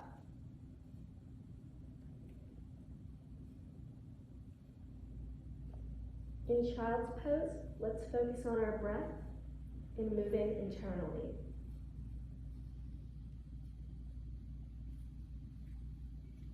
While we're in child's pose, I'm going to lead you through a simple pranayama. So visualize yourself like a balloon. As you inhale, the balloon inflates, and as you exhale, the balloon deflates. So every time you inhale, let your body rise, and every time you exhale, let your body soften. When we inhale, we're going to take a deep cleansing breath through our nose to fill up our lungs. Take a quick pause at the top, and then sigh out through our mouths an H-A, ha sound. So let's inhale for 1, 2, 3, pause. Exhale, sigh it out, 3, 2, 1. Inhale, 1, 2, 3, pause. Exhale, 3, 2, 1. Inhale, pause, exhale. Inhale, pause, exhale. Last time, everyone. Inhale, pause, exhale. So on our next inhale, we're gonna come to our knees in our hands on all fours to a steady, flat tabletop position. Our knees should be directly under our hips and our hands should be directly under our wrists. Take a couple cat-cows, arching our backs up and down. So inhale, arch up. Exhale, arch down. Inhale, arch up. Exhale, arch down. Let's come back to a steady, flat tabletop position. Let's send our right foot back, left arm forward. Left arm comes left in line with our left shoulder. Bend our knee right, grab onto the inside of our right foot, kick back into our hand, and our gaze goes high. Let's hold this for 5 seconds. Beautiful, everyone, release. Let's do the same on the other side. So let's send our left leg back, right arm forward, right arm comes to the side in line with our shoulder, left leg comes left. Let's grab onto the inside of our left foot, kick back into our hand, gaze goes high. Let's hold this for 5 seconds, everyone. And release. Take any disorganized movement you might need. That might be a couple more cat-cows. You might just need to stretch out your legs a little more. And when you're ready, we're going to send our tailbones up to the sky to come back to downward facing dog. Take any disorganized movement you might need. Walk out your dog if you need to. Take a couple deep breaths in downward facing dog. So inhale. Pause, side out, exhale. Last time, inhale. Pause, side out, exhale. Beautiful, everyone. Inhale, bring your feet to the top of your mat. Exhale, let's take a forward fold. Inhale, hands to knees. Half fold, back is flat, belly is in. Exhale, forward fold. Inhale, our arms sweep up overhead. Exhale, forward fold. Inhale, halfway lift. Exhale, fold. Inhale, rise, take a mini back bend at the top. Exhale, forward fold. Inhale, halfway lift. Exhale, fold. You can jump or step back to a high plank position, making sure that our backs are steady. Inhale, we're gonna push away from our mat. Exhale, slowly lower down to a low push-up position.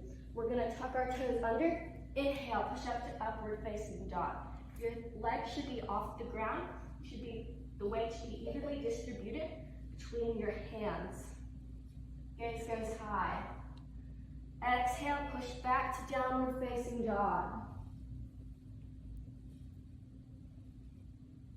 Inhale, we're gonna bring our right foot to the sky. Exhale, bring it to your right thumb. Drop our back foot. Make sure that our hips are square to the front of our mat. We'll swing our arms overhead, warrior one. Release our hands to the mat.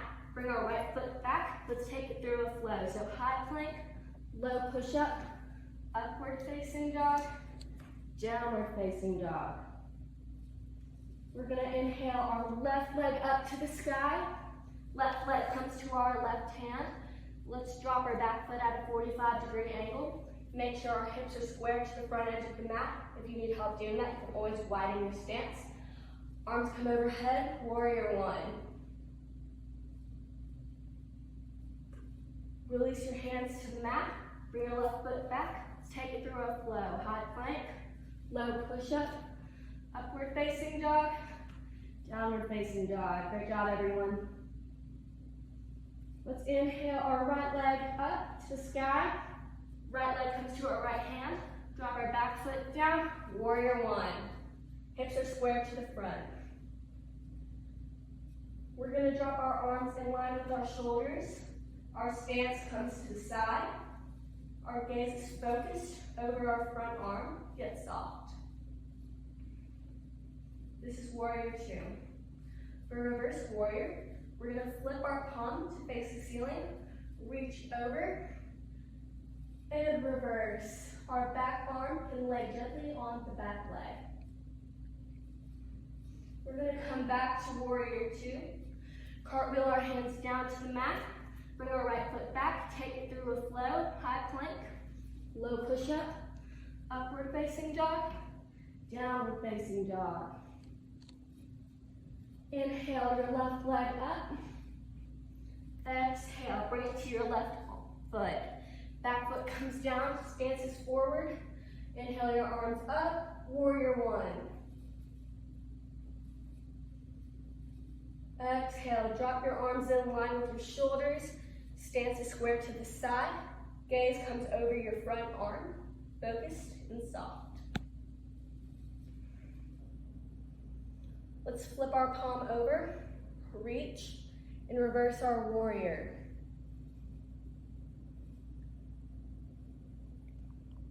Let's come back to warrior two. Cartwheel our hands down. Left foot comes back. Let's take it through our flow.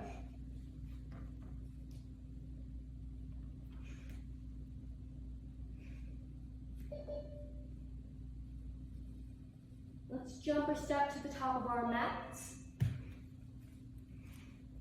Hands come overhead. Let's take a forward fold, half fold, forward fold. Jump or step back to a high plank. Exhale, go down to a low push-up position. Inhale, push up to upward facing dog. And exhale, downward facing dog. Inhale, jump or step to the top of our mats. Exhale, reach up. And let's bring our hands to heart. Like the standing series of our class today. So we're gonna heel toe our feet together. Our thighs are engaged. Our tailbone is tucked under. We're gonna inhale our arms sideways over our heads. We're gonna glue our palms together, all 10 fingers interlace. Release your index finger and cross your thumbs. Your biceps should be glued to your ears. And if I were to look at you from the side, you should try to make your body as flat as you can. So from here, we're gonna take our index fingers and point it to the back right corner of the room, trying to keep our hips square to the front. This is a 60-second pose. Remember, no light, no air, no gap. You guys got it. Belly is firm, thighs are engaged, feet are together. Only 30 seconds left, you guys are killing this.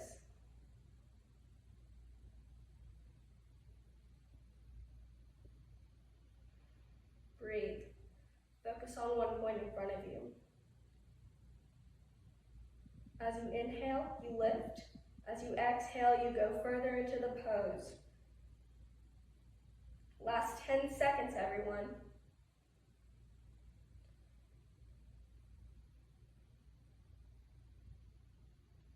Reach as far as you can. Last 5 seconds. Keeping our arms engaged. Let's come back to center. Index fingers will point to the back left corner of the room. Once again, trying to keep our hips square to the front. Palms are glued together, biceps are glued to ears, tailbone is tucked under, feet are together, thighs are engaged, belly is in firm. Remember, no light, no air, no gap.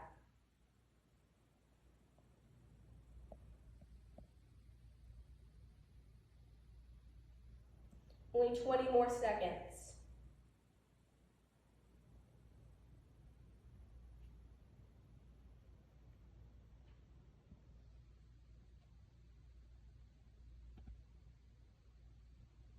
Reach for your maximum. And keeping our arms engaged, let's come back to center. Let's take a mini back bend. Drop your head back. Reach back, look back, go back. Let your biceps meet your ears. We're only here for 10 seconds. Trust your instincts.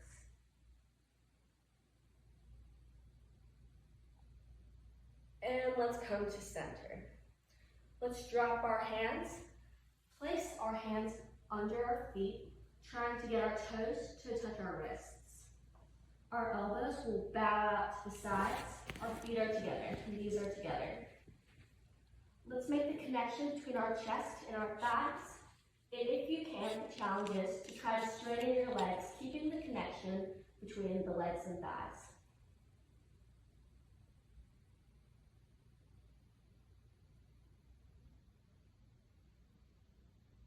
And release. Take any disorganized movement you might need. Let's inhale, arms overhead. Exhale, wrap our right arm under our left arm. You can either hold on to opposite shoulders or wrap again to make sure our thumbs are in line with our nose. Inhale, squat down. Exhale, straighten your back. Inhale, right leg wraps around our left leg. We're trying to make our body into one straight line. So push your lower body to the right while you push your upper body to the left, trying to create one straight line. 10 more seconds, everyone. Focus, you got it.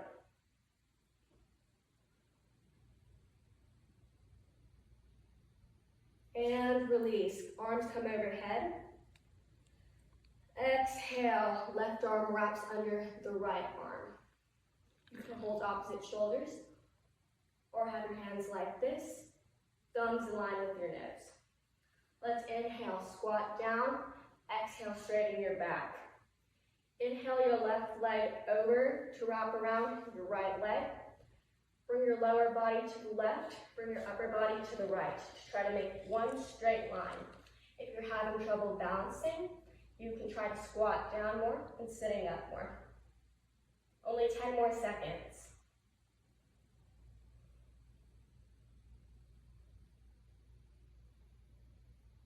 And release. So we're going to go into our standing bow and standing bow pulling next. So we're going to put all of our weight onto our left foot, hold our right arm out like we're holding a tray, elbow comes at our hip. We're going to hold on to the inside of our right foot. Our thighs are together. Inhale, your left arm comes up. Your palm is facing forward, fingers are together, bicep is glued to your ear like we did in half moon. So for the next 30 seconds, you have the choice to either stay here in standing bow, or if you'd like, you can kick back into your hand to come to standing bow pulling. Make sure that your chest stays open in this posture and that we're not bending down as we kick our foot back. Only 15 more seconds, everyone.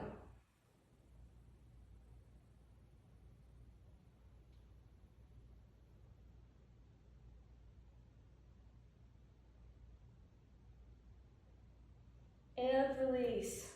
Let's do the same on the other side. Let's shift all of our weight onto our right foot. Let's grab onto the inside of our left foot. Inhale your right arm overhead. Palm is facing forwards, fingers are together, bicep is glued to your ear. We're going to kick back into our hands. You can stay in standing bow if you want. Focus on one point if you're having trouble balancing, and keep your eyes there for the entire posture.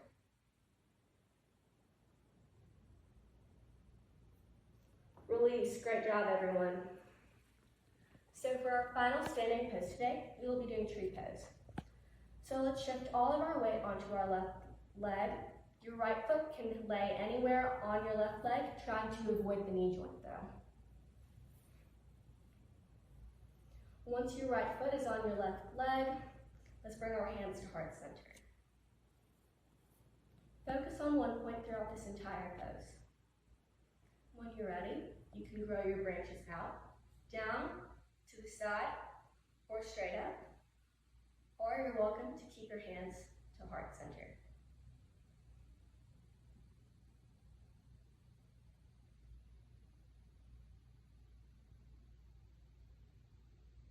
With every inhale, let your body rise. With every exhale, let your body soften. Let's bring our hands back to heart center. Release your right foot, and let's do the same on the other side. So let's create a good foundation with our right leg, locking our knee.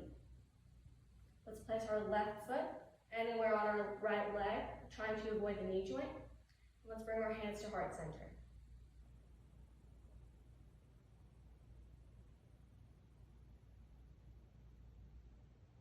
When you feel ready, you can grow your branches out.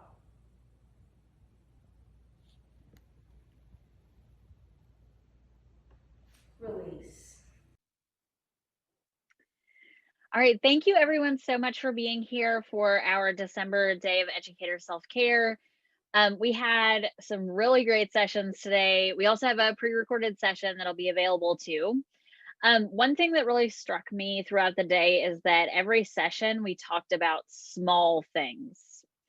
So I feel like a lot of times when people talk about self-care, or they talk about ways to take care of yourself, or ways to take care of like your well-being, it's major lifestyle changes, right? It's, couch to 5K, or it's, start running in the mornings, or it's, meditate for an hour, or become a productivity wizard. And all of the sessions today, I feel like showed us that that's not true, that any self-care is better than no self-care. So that's just kind of the message that I want to leave everyone with. Again, all the videos will be available. So you'll have all 4 of the live sessions from today, as well as a pre-recorded yoga session that Zoya was so generous to do for us. So thank you so much for being here for our December Day of Self-Care. We do have upcoming conferences that you can always see at lausannelearning.com. Next week, we'll be back with the humanities and distance learning Then we'll have a break for the winter break. And then we'll be back with New Year, New Tech.